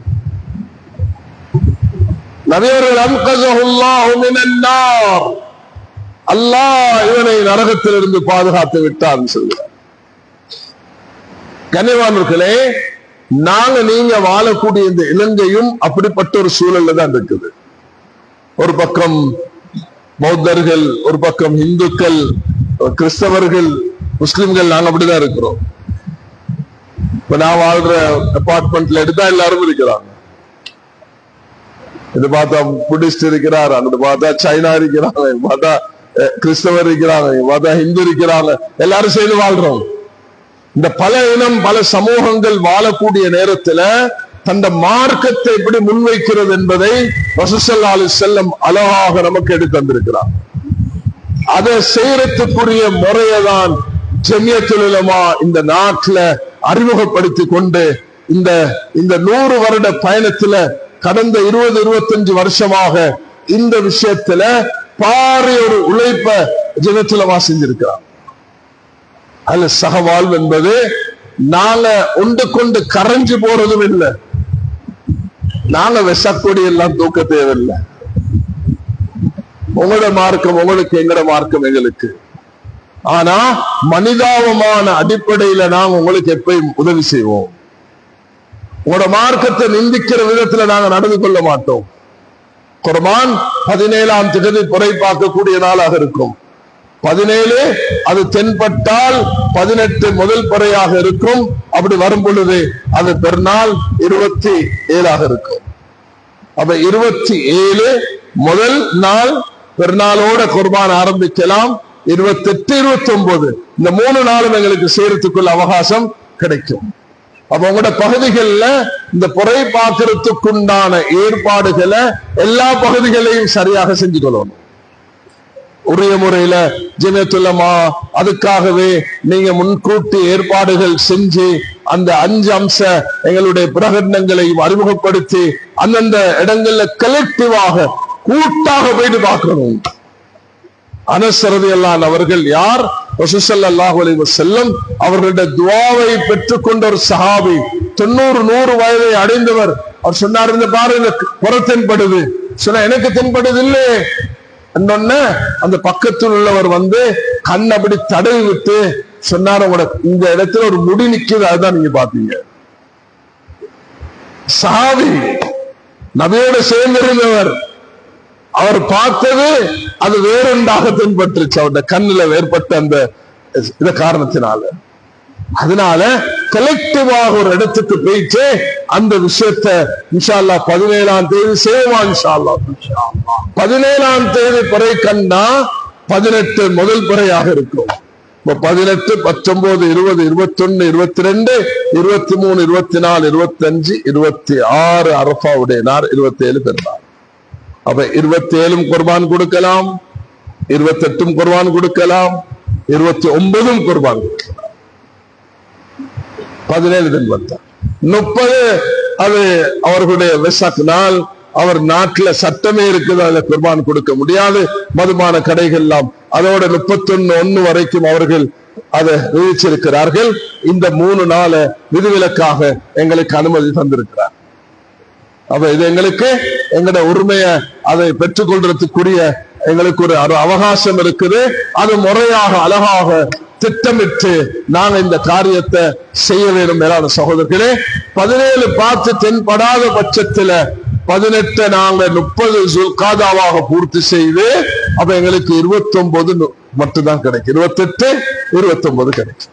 28 பெருநாள் இருக்கும், 27 அரஃபா நாளாக இருக்கும். எங்களுக்கு இது ஒரு பிரச்சனையாக எடுத்துக்கொள்ள தேவையில்லை. ஒரு சின்ன வீடியோ கிளிப் கொண்டு இருக்குது. ஒரு முக்கியமான ஒரு பதவியில் உள்ள ஒருவர் என்னிடத்துல கேட்டாரு, இந்த அங்கட அரஃபா ஒரு நாள் முந்தி இங்க ஒரு நாள் பிந்தி அப்படி வந்தா அது எப்படி, அது ஒரே நாள் தான் அரஃபா கொண்டாடணும் என்று கேட்ட நேரத்துல நான் அவருக்கு ஒரு சின்ன கிளிப், மதீனா முனவ்வரால ஹரத்துல இருந்து ஒரு இமாம் பேசுகிறார், சொல்றாரு, அந்தந்த ஊருக்குள்ள பிறதான் உங்களுக்குள்ள அரஃபாண்டே சொல்றாரு. அதை வச்சுதான் நீங்க தீர்மானிக்க வேண்டும். இது ரசூல் ஸல்லல்லாஹு அலைஹி வஸல்லம் அவருடைய காலத்துல அந்த குரைப் ரலியல்லாஹு அன்ஹு அவர்கள் அப்துல்லா இப்னு அப்பாஸ் உடைய அந்த அடிமை, அவருடைய ஹதீஸ் பதிவாக இருக்கிறது சஹீஹ் முஸ்லிம்ல. ஆகதா அமரனா ரசூலுல்லாஹி ஸல்லல்லாஹு அலைஹி வஸல்லம், நான் வந்து ஷாம் தேசத்துல இருந்தேன். அவர்கள் வெள்ளிக்கிழமை அவர்கள் புறப்பார்த்தார்கள். ஆனா நான் மதீனாக்கு வந்த பிறகு எனக்கு விளங்குது இங்க சனிக்கிழமை புறப்பார்த்திருக்கிறார்கள். அவர் ரெண்டும் ஒண்டா படுத்தேலுமே இல்ல, நபி அவர்கள் இப்படிதான் எங்களுக்கு கற்பிச்சிருக்கிறார்கள் என்ற ஹதீஸ் தெளிவாக இருக்கு. கண்ணியமானவர்களே, நான் என்ன சொல்ல விரும்புகிறேன் என்று சொன்னா, ஸல்லல்லாஹு அலைஹி வஸல்லம் ஒரு சாசனத்தை நடைமுறைப்படுத்துறதுக்கு சமீபத்துல அநேகமாக 2020 இருக்கும். அதுல மக்கால மீசாக்கு மதீனா, மீசாக்கு மக்கா, மக்காவுடைய சாசனம் என்று ஒரு ராபித்தால ஒரு பெரிய கான்பரன்ஸ் நடத்தி அதுல ஒரு பிரகடனம் கொண்டு வந்தாங்க. இன்றைய காலத்துல இந்த சகவாழ்வை எப்படி நாங்க கொண்டு போறது, அதையும் எங்களுடைய மௌலவி உமர்தீன் அவர்களுக்கு தான் பிரச்சாரம் சகவாழ்வும் கொடுக்கப்பட்டிருக்கிறது. இந்த பகுதியில ஒரு விஷயத்தை நல்லா நினைச்சுக்கோங்க, இஸ்லாமோபியா என்றது ஒருவேளை இந்த என்சைக்ளோபீடியா பிரிட்டானிக்கால இருக்காத இருக்கும்,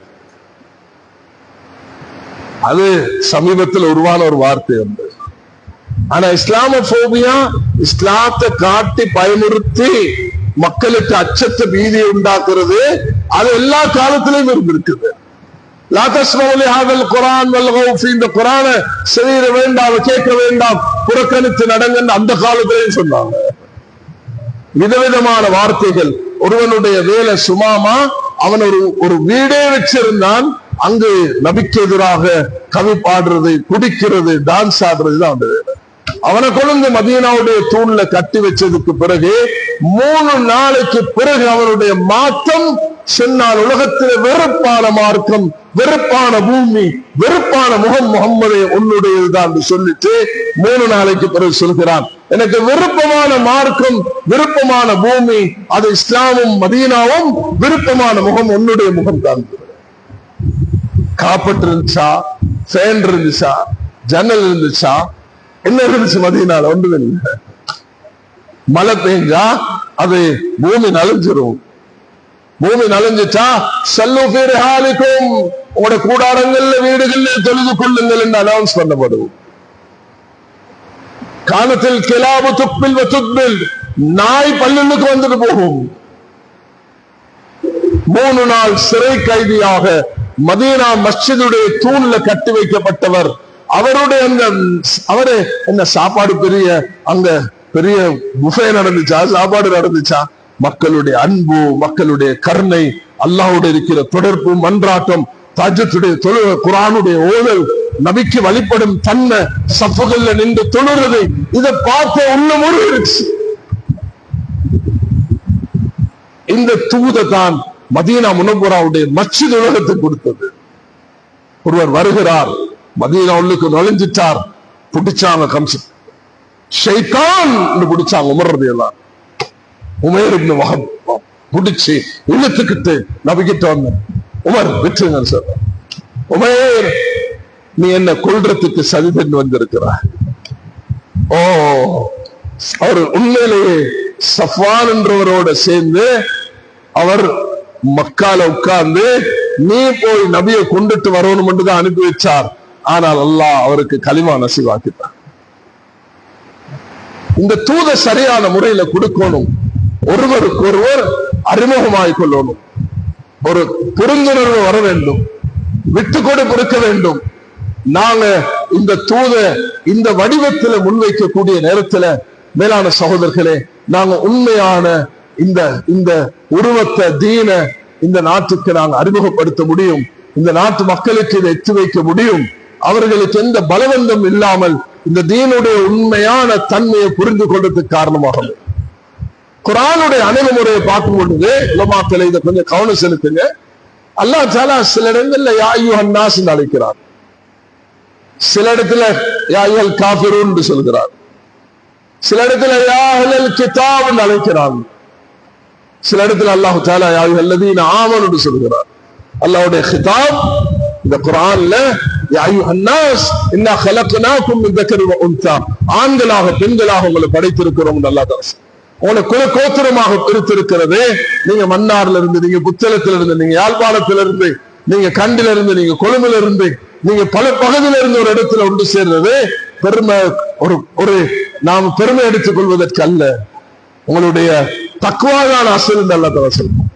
உங்களுடைய கண்ணியமானவர் தக்வா உள்ளவர். அதனால அந்த சகோதர உறவோட நாங்க இந்த பயணத்தை முன்னெடுத்து போகக்கூடிய நேரத்துல நிச்சயமாக நாங்க அந்த இலக்கை அடைய முடியும்.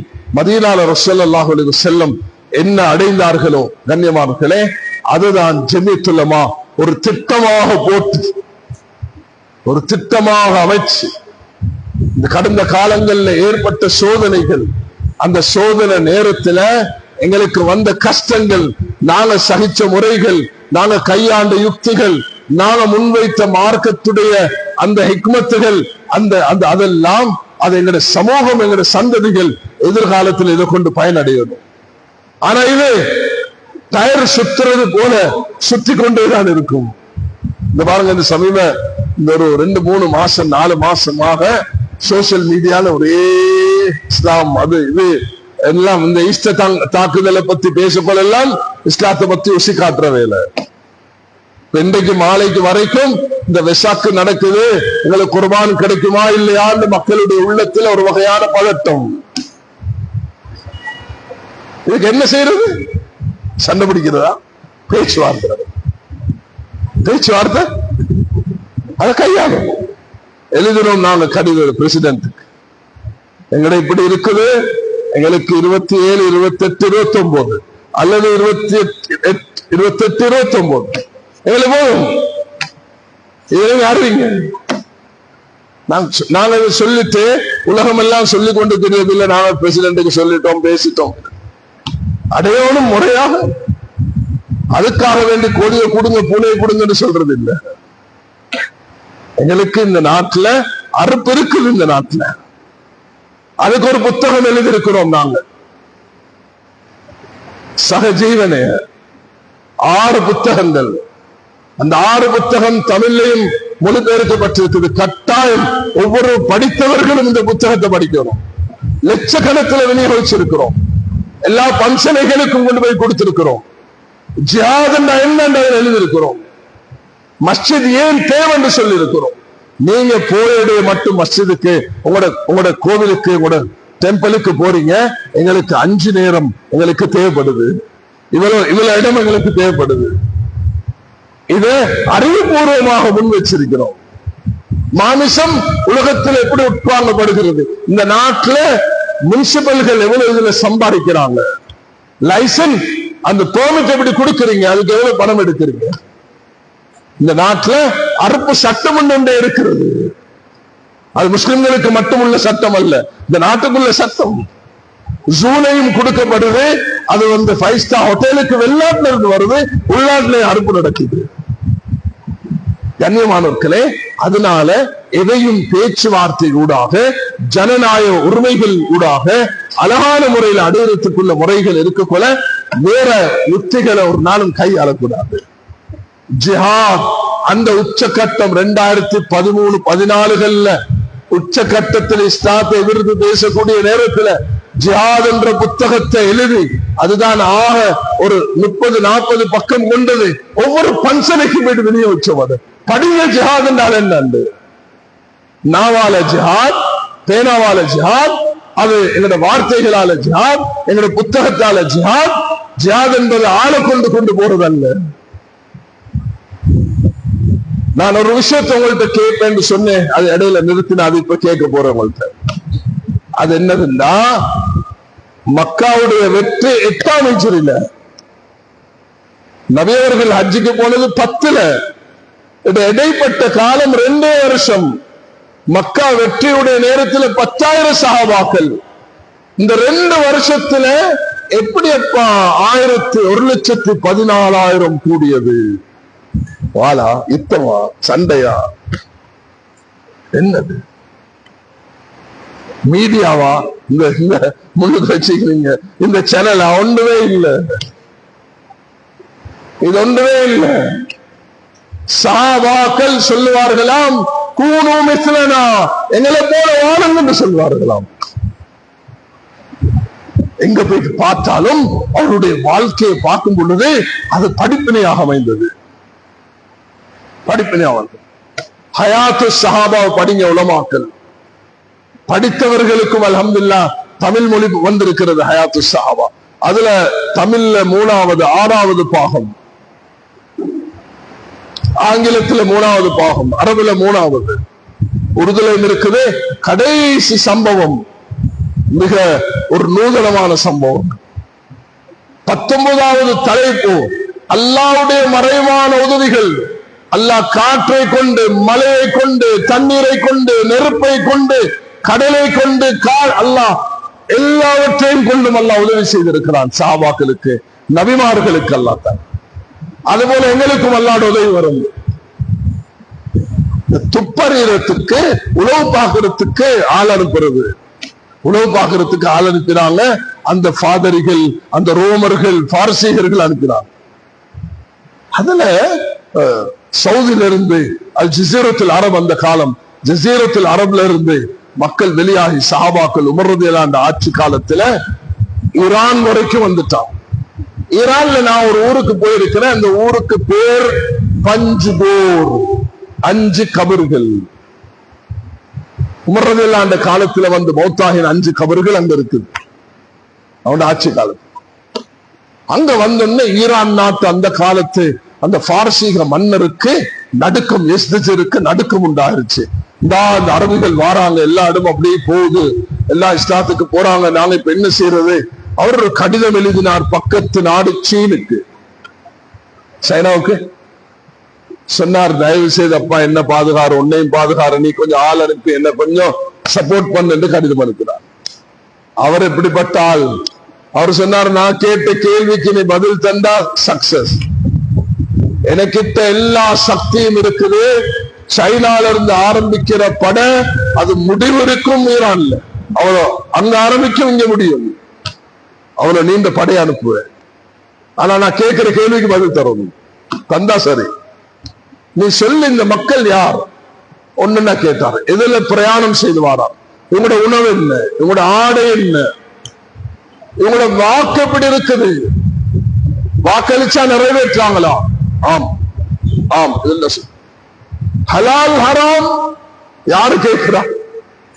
1000 சுற்ற வருஷத்துக்கு முதல், 1300-400 வருஷத்துக்கு முதல் உமர் ரலியல்லாஹு அந்த ஆட்சி காலத்தில் 1400 வருஷத்துக்கு கேட்கிறான். அவர்களுக்கு ஹராமாக்கப்பட்டதை ஹலாலாக்குறார்களா? ஹலாலாகினதை ஹராம், ஹராமாக்கியதை ஹலால். அபதன், ஒரு நாளும் அவர்கள் செய்ய மாட்டார்கள். ஓ வந்த தூதரே கேள், நான் சொன்ன வாக்கில் உறுதியாக இருக்கிறேன், என்னுடைய படை அது வந்தே தீரும். ஆனால் நீ சொன்ன இந்த தன்மை உள்ளவர்களுடன் நாங்கள் சண்டை பிடிச்சு வெல்ல முடியாது. இவர்கள் மலையை பார்த்த இடம் தாண்டு கேட்டாலும் மலை இவர்களுக்கு இடம் கொடுக்கும். சாலிஹு சாலிமு, இவர்களோட சுலுகு பண்ணிக்கிறோம், இவர்களோட சண்டை பிடிக்கிறோம். ஏன்?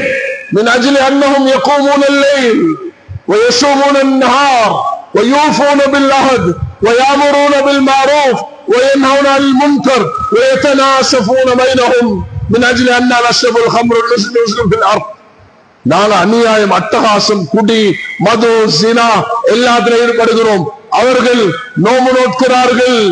யஸூமூன நஹார் வயகூமூன லைல், அவர்கள் இரவுல தொழுகை பாதத்தில் ஈடுபடுகிறார்கள். நலவை கொண்டே தீயதை விட்டு தடுகிறார்கள், நீளமாக நடந்து கொள்கிறார்கள்.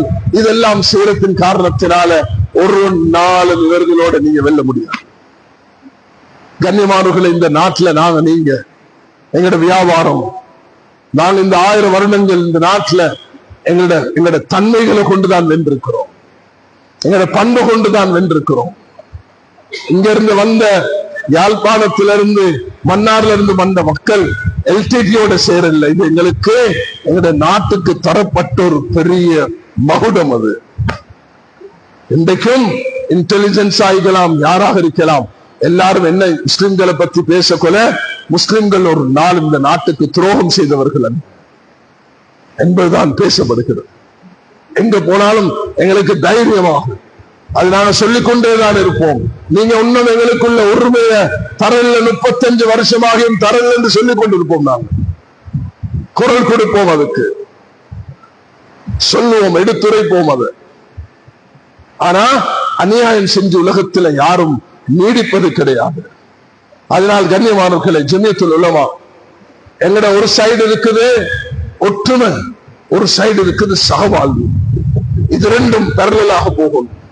ஒற்றுமைக்கு என்ன விலை கொடுத்திருந்தாலும் அது குஃபருக்கு மத்தியில வரக்கூடியதாக இருக்கலாம், வழிகேடுகளுக்கு மத்தியில வரக்கூடியதாக இருக்கலாம், மசாயில்கள்ல வரக்கூடியதாக இருக்கலாம், அது எங்களோட மிசாஜில வரக்கூடியதாக இருக்கலாம். எதுவாக இருந்தாலும் விட்டு கொடுப்போட, மன்னிப்போட, தூர்நோக்கத்தோட நாங்க பயணிக்கணும். மேலான சகோதரர்களே, ஒற்றுமைக்காக வேண்டி எதை விலை கொடுத்திருந்தாலும் நாங்க வாங்கி பயணிக்கணும். ஒற்றுமை வாயளவில் அல்ல, விட்டு கொடுப்பு, மன்னிப்பு, பணிவு. விட்டு கொடுப்பு, பணிவு, மன்னிப்பு இல்லாம ஒற்றுமை அடைய முடியாது. ஒற்றுமை பிரகடனம் இந்த நாட்டுக்கு நாங்க ஏற்படுத்தியது. மஸ்ஜிதுல்லுக்கு முஸ்லிம்களோட பல்லுக்கு கொலை நடந்துச்சு. அங்கிருந்து தான் பிரச்சனைகளே உருவாகிச்சு இந்த நாட்டுக்கு. யுத்த முடியுது, எங்கிட்ட முஸ்லிம்கள் சண்டை பிடிச்சு கொள்றாங்க, பல்லுக்கும் கொலைகள் நடக்குது. இந்த கொலை ஓஹோ விழிச்சிட்டாங்க, பெரும்பான்மை சமூகம் விழிச்சிருச்சு. தீய சக்திகள் இஸ்லாத்துக்கு எதிராக என்னென்ன அட்டகாசங்கள் செய்ய முடியுமோ அத்தனை செய்தாங்க. அந்த நேரத்தில் நாங்க கொடுத்தது இத்ஃபா பில்லதி அஹ்சன், நாங்க உங்களோட தீங்குக்கு நலவு கொண்டுதான் பதில் தருவோம். இஸ்லாமிய பொருளாதாரம் உச்சகட்டத்துக்கு போச்சு. மேலான சோதனை ஹலால் சான்றிதழ் முபாரக் ஹசரத், ரியால் ஹசரத் ரஹ்மத்துல்லாஹி அலைஹிமா அவருடைய இந்த ஷேக் அப்துல் நாசர் அவர்களும் அதுக்கு ஒரு பாரிய பங்களிப்பு செய்திருக்கிறார். அந்த நேரத்தில் அவ இந்த ஹலால் சான்றிதழ் வழங்குறதுக்கு நாங்க ஜமியத்துல் உலமா பொறுப்பெடுத்தது 2001 என்று சொன்னா, அதுக்கு பிறகு 2003 2000 எல்லாம் பார்லிமெண்ட் 2002 கடிதம் எழுதுறாங்க. 2002 கடிதம் இருக்குது பார்லிமெண்ட் ஜெமியத்துலமா கிட்ட கேட்கிறாங்க, நீங்க ஹலால் சான்றிதழ் கொடுங்க. 13 வருஷம் முயற்சியில இந்த நாட்டுக்கு $1.5 பில்லியன் வருமானம். அதை குறி வச்சு அடிச்சு ஜெமியா சம்பாதிக்கல, நாடு சம்பாதிச்சு. நாடுடைய ட்ரெஷரி பில்லுக்கு இவ்வளவு பெரிய வருமானம் வந்துச்சு. அதை இலக்க வச்சு அடிச்சீங்க. அல்லாஹ் எவ்வளவு பிச்சைக்கான நிலைமைக்கு கொண்டு போய் சேர்த்தாங்க. அதுல எங்களுக்கு சந்தோஷம் இல்லை. நாங்க பதுவா செய்ய மாட்டோம். ஒரு 4 மணிக்கு பதுவா, உங்களுக்கு பதுவா செஞ்சு அது எங்களுக்கு நாங்க இதுல தானே வாழ்றோம். உங்களுக்கு நாங்க உங்களோட கண்களை திறங்க, உங்களோட காதை திறங்க, நீங்க சரியா படிங்க என்று சொல்லுவோம். நாங்க அல்ஹம்துலில்லாஹ் அல்லாஹ்ட கிருபையை கொண்டு 2013 நாங்க சில யுக்திகளை கையாண்டு விட்டு கொடுத்தோம். அத வேற முறையில இருந்தோம். அல்ஹம்துலில்லாஹ் இன்றைக்கு திரும்ப சென்ற வருஷம் அது 1.7 பில்லியன் ட்ரெஷரி பில். உங்களுக்கு தெரியும், நான் ஒரு நேரத்துல பார்த்தேன், பங்களாதேஷ்ல இருந்து $10 மில்லியன் $10 மில்லியன் கடன் எடுத்தாங்க. இந்த ரேட்ல திருப்பி வரணும். அப்ப ட்ரெஷரி பில் 0க்கு போச்சு. அதே ஹலால நாங்க போயிட்டு பார்த்தது ஹலால சவுதியில துபாயில இல்ல, நாங்க பார்த்தது தாய்லாந்துல சிங்கப்பூர்ல. உலமாக்களை இதை கொஞ்சம் நல்லா விளங்கி பேசுங்க, மக்களுக்கு சந்தேகம் வரக்குள்ள தெளிவுபடுத்துங்க. நாங்க போயிட்டு பார்த்தது சிங்கப்பூர்ல, தாய்லாந்துல. ஸ்ரீலங்கா தேரவாத புடிஸ்ட், தாய்லாந்தும் தேரவாத புடிஸ்ட். தாய்லாந்து இன்றைக்கு பயங்கர சம்பாத்தியம் ஹலாலால. எப்ப 40 வருஷத்துக்கு முதலே தாய்லாந்து வந்து ஹலாலுக்கு வழி செஞ்சுட்டாங்க. ஹலாலுக்கு வழி செஞ்சு அதால ஏற்பட்ட அந்த லாபம் அது நாங்க அனுபவிக்கல. எங்களுக்கு 40 பேர் வேலை செஞ்சாங்க, 13 லட்சம் கஷ்டப்பட்டு எடுத்தோம். ஆனா நாட்டுக்கு $1.5 பில்லியன் வருமானம் வந்துச்சு. எக்ஸ்போர்ட் பண்றதானே, எல்லாம் எக்ஸ்போர்ட் பண்ண போல அது என்னன்னு பார்ப்பாங்க. அதே போலதான் இஸ்லாமிய பொருளாதாரம். சுப்ஹானல்லாஹ், இஸ்லாமிய பொருளாதாரத்துக்காக வேண்டி இஸ்லாமிய இந்த பொருளாதாரம் இந்த நாட்டுக்கு வரணும், அதுக்கு எதிராக என்னென்ன முயற்சிகள் செஞ்சீங்க. அல்லாஹ்வுடைய மாபெரும் கிருபை. அல்லாஹ் சுப்ஹானஹு வ தஆலா அந்த நல்லடியார்கள் எல்லாமே ஆலிம்கள் தான் செய்யணும் என்றது இல்லை. ஹபஷால பிறந்த அந்த குடும்பத்தை சேர்ந்த பிலால் ரலியல்லாஹு அன்ஹு அவர்களை அல்லாஹ் தஆலா பயன்படுத்தினார். அவர் குறைஷி வம்சத்தை சேர்ந்தவர் அல்ல. அந்த அந்த அந்த உம்மு ஐமன் என்ற பெண்மணிய நபியுடைய குடும்பத்துக்கு அல்லாஹ் தஆலா நபி அரவணைப்புக்கு அல்லாஹ் பயன்படுத்தினார். அதனால சில மனிதர்கள் மௌத்தாகிட்டாங்க, அவர்கள் ஞாபகப்படுத்தப்படணும். ஒன்று ரியால் ஹஸ்ரத் முபாரக் ஹஸ்ரத் ரஹ்மத்துல்லாஹி அலைஹிமா, அவர்களுடைய சேவை பாராட்டுக்குரியது. நிச்சயமாக அவர்கள் அவருடைய பர்ஸகுடைய வாழ்க்கையில அனுபவிச்சு கொண்டுதான் இருப்பார்கள். அல்லாஹ் அவர்களுக்கு உயர்ந்த அந்தஸ்து கொடுப்பானாக. இதை போலதான் மேலான சகோதரர்களே, இந்த இஸ்லாமிய பொருளாதாரத்துக்கு சில அடிப்படையாக ஜஸ்டிஸ் ஜமீல், மிஸ்டர் ஆலிஃப், சமீபத்தில் மிஸ்டர் மரிக்கார், லேசான வேலையா எங்களுடைய மிஸ்டர் ஜெயவர்தன சென்ட்ரல் பேங்க்ல இருக்கக்கூடிய நேரத்துல அவருக்கு போயிட்டு எங்களோட முதாரபாவ நீங்க வட்டி இல்லாம பொருளாதாரம் இப்படிதான் நடக்கும் என்பதை விளங்க வைக்கிறது லேசான வேலை இல்லை. அந்த பொருளாதார சிஸ்டத்தை விளங்க வச்சு அதுலதான் பார்லிமெண்ட் இதுக்கு அனுமதி கொடுக்கிற அளவுக்கு அல்லாஹ் தஆலா மாற்றத்தை ஏற்படுத்தியிருக்கிறார். அப்ப எங்களுக்கு இஸ்லாமிய ஸ்கூல்கள் இருக்குது, எங்களுக்கு மதரசாக்கள் இருக்குது, எங்களுக்கு அகதியா இருக்குது. எங்களுக்கு இந்த நாட்டுல அல்லாஹ் ரப்புல் இஸ்ஸத் பல கிருபைகளை MMDA முஸ்லிம் மேரேஜ் டிவோர்ஸ் ஆக்ட் அதுல மாற்றம் வரணும் என்றதுல மாற்று கருத்தே கிடையாது. 18 வயது என்பதில் எங்களுக்கு எந்த முரண்பாடும் கிடையாது. அதுல சில வரையறைகளை உலக நாடுகள் எப்படி அமைச்சிருக்கிறது, அதோட சேர்த்து நாங்களும் பயணிப்போம் என்று தான் சொல்கிறோம். MMDA ஒரு நேமத், வக்ஃப் ஒரு நேமத், முஸ்லிம் ஸ்கூல்கள் எங்களுக்கு ஒரு நேமத். இதெல்லாம் ஜமியத்துல் உலமா இதுக்கு வழிகாட்டி கொண்டு இந்த நாட்டில் ஒவ்வொரு விஷயத்தையும் மிக மிக கவனமாக நிதானமாக தூர் நோக்கோட இதை பயணிக்கிறது. அதனால் ஜெம்மியாவுடைய தூத அது மக்தபாக இருக்கலாம், வாலிபர்களுக்குள்ள பயணமாக இருக்கலாம், பெண்களுக்குள்ள வழிகாட்டலாக இருக்கலாம், எங்களை வெளியீடுகளாக இருக்கலாம், எங்களுடைய படித்த மக்களுக்குள்ளான அந்த வழிகாட்டல்களாக இருக்கலாம், இந்த நாட்டு மக்களுக்குள்ளதாக இருக்கலாம், உலகத்துக்குள்ளதாக இருக்கலாம். ஐக்கிய நாடு சபையிலையும் போயிட்டு 2024 பலஸ்தீனுக்கு கொடுமை நடக்கும் பொழுது குரல் கொடுக்கக்கூடிய சந்தர்ப்பத்தை அல்லாஹ் ஜமியத்துல் உலமாக்கு ஏற்படுத்தியிருக்கிறான். உலக நாடுகள் எங்களை தேடி வருகிறார்கள். எங்களிடத்தில் இருக்கக்கூடிய அது உலக நாடுகள் பலரும் எங்கள்கிட்ட வந்து பார்க்கிறாங்க, நீங்க எப்படி இந்த சிறுபான்மை நாட்டுல வரக்கூடிய இஸ்லாமிய போபியாவை எப்படி நீங்க கையாளுறீங்க என்று படிக்கிறாங்க. அதனால இறுதியாக நான் முடிக்கிறேன். 4 சூறாக்களை இன்றைக்கு எல்லாரும் அமானிதமாக எடுத்துட்டு போங்க. ஒன்று சூரத்துல் இஹ்லாஸ், சூரத்துல் கௌசர், சூரத்துல் அஸ்ர், சூரத்துல் நஸ்ர். இந்த 4 சூறாக்களும் என்னோட வாழ்க்கையோட குறிக்கோளாக இருக்க வேண்டும். ஜம்மியத்துல் உலமா உலமாக்களுடைய இந்த 103 வருடம் பயணித்துக் கொண்டிருக்கக்கூடிய இந்த பயணத்துல நாங்களும் சேர்ந்து கொள்ளணும். நாங்க எப்படி சேர்ந்து கொள்வோம்? என்னென்ன வகையில் எங்களுக்கு இதுக்கு பங்காளியாக முடியுமோ இந்த தூத நாங்க எப்படி கொண்டு போகணும் என்பது சூரத்துல் இஹ்லாஸ் அம்மஜுஸ் இன்ஷா அல்லாஹ் வெகு விரைவில் அதை இன்னும் நாங்க விசாலப்படுத்தி உலமாக்களுக்கு விநியோகிக்க இருக்கிறோம். இன்ஷா அல்லாஹு தஆலா அது சீக்கிரம் இந்த 10,000 உலமாக்களுக்கும் இந்த அம்மஜுஸ் கடைசி 30ஆம் ஜுஸ தமிழ் மொழியில நாங்க அதை அச்சிட்டு இருக்கிறோம். அல்ஹம்துலில்லாஹ் அதுல அழகாக தஃப்சீரோட அது வெளிவந்திருக்கிறது. நீங்க எல்லாரும் என்ன செய்யணும்னா, கண்ணியமான உலமாக்களே, அன்பு சகோதரர்களே, ஒவ்வொரு மஸ்ஜிதிலையும் இந்த அம்மஜுஸுடைய தஃப்சீர் வகுப்பு நடக்கும்.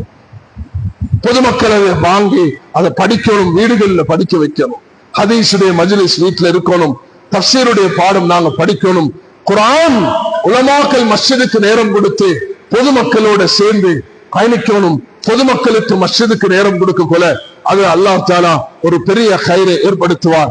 அதனால இந்த 4 சூறாவை ஒரு தூதாக எடுத்துட்டு போங்க. ஜமியத்துல் உலமா அதை சிறார்கள் இருந்து, தாய்மார்கள் இருந்து, வாலிபர்கள் இருந்து, யுவதிகள் இருந்து எல்லோருக்குமே ஒரு அமைதியான தூது கொடுக்கிறோம். சகவாழ்வும் ஒற்றுமையும், அதே நேரத்துல குர்ஆனை நாங்கள் சுமந்தவர்களாக, ஒற்றுமை சுமந்தவர்களாக வாழ வேண்டும். அதுல குர்ஆனுடைய 4 சூறாக்கள், அல்லாஹ்வுடைய ஏகத்துவம் சூரத்துல் இஹ்லாஸ்ல, சூரத்துல் கௌசர்ல நபியவர்களுடைய மகத்துவம், சூரத்துல் அஸ்ர்ல அல்லாஹ் எங்களுடைய பொறுப்புகளை சொல்லி இருக்கிறான். வல் அஸ்ர், காலத்தின் மீது சத்தியமாக எல்லாரும் நஷ்டத்துல ஈமான் கொண்டு நல்லமல்கள் செய்து தவாசுபில் ஹக் தவாசுபில் சபர், உண்மையை போதித்து பொறுமையை போதிக்கக்கூடியவர்களை தவிர என்பதாக இறுதியாக அல்லாஹு தஆலா சூரத்துல் நஸ்ர் தந்திருக்கிறான். 4வது சூரத்தை அல்லாஹ் சொல்கிறான், நீங்க இந்த 3ஐயும் செஞ்சீங்கன்னா அல்லாஹ் மீது நம்பிக்கை, நபியுடைய அன்பு, நபியுடைய கண்ணியம், நபிக்கு வழிபடுதல், இதெல்லாம் நீங்க செய்யக்கொள்ள அல்லாஹ் நீங்க உங்களோட பணியை அஸ்ரின் மூலமாக செய்யக்கொள்ள அல்லாஹ் தீன்ல மக்களை சாரி சாரியாக வரவைப்பான். ஜஸாக்குமுல்லாஹ் கைர்.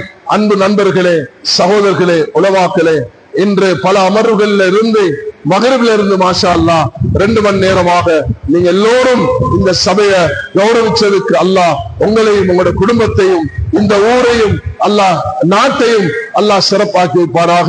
வாஹிர் தவான் அல்ஹம்துலில்லாஹி ரப்பில் ஆலமீன். வஸ்ஸலாமு அலைக்கும் வரஹ்மத்துல்லாஹி வபரகாத்துஹு.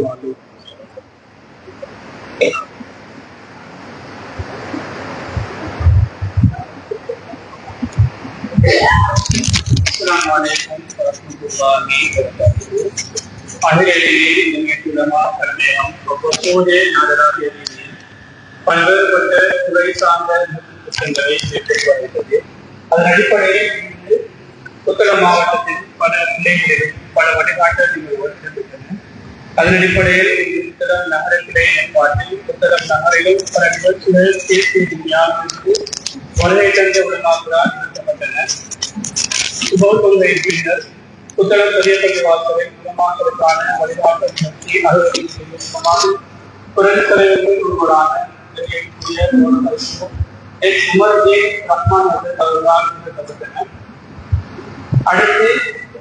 அடுத்த நிகழ்வு பாடசாலை மாணவ மாணவர்களுக்கான எதிர்கால தலைமைத்துவ வழிகாட்டல் மற்றும் கல்வி ஒழுக்கம் சார்ந்த தலைமை நிகழ்ச்சிகள் புத்தளம் ராமதா, புத்தளம் பாத்திமா கல்லூரி மற்றும் பரைத்தீவு முஸ்லிம் வித்யாலயம் பாடசாலைகள் இருக்கின்றன. புத்தளம் ராமதா தேசிய பாடசாலை பசுவாக்கு உறுப்பினர் கௌரவ அச்சர் நிகார் முக்தி அவர்களால் நிறுத்தப்பட்டது. அத்தோடைய புத்தகம் பாட்டியா மகளிர் கல்லூரி அகிலேயே திண்டிபுரமாவில் பிரதி தலைவர் கௌரவ அச்சர் அவர்களால் நிறுத்தப்பட்டது.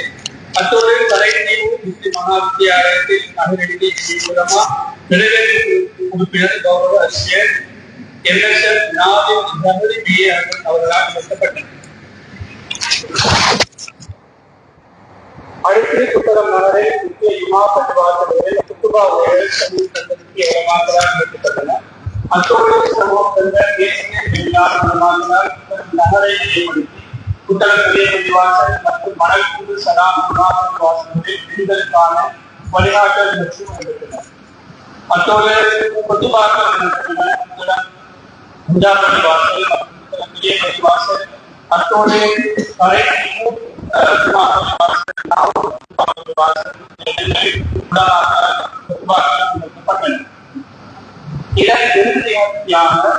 துறை சார்ந்தோர் கல்விமான்கள் உளமாக்கல் வர்த்தக துறைகள் நிர்வாகிகள் பெண்கள் மற்றும் பொதுமக்கள் ஆகியோர்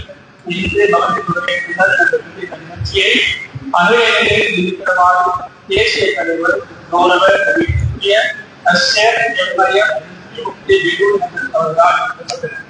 இந்த நிகழ்ச்சி நிகழ்வாக தலைமைக்குரிய உடமாக்களுக்கான நினைவு சின்னங்கள் அடுத்தது வழங்கி இந்த நினைவு சின்னத்தின் முதல்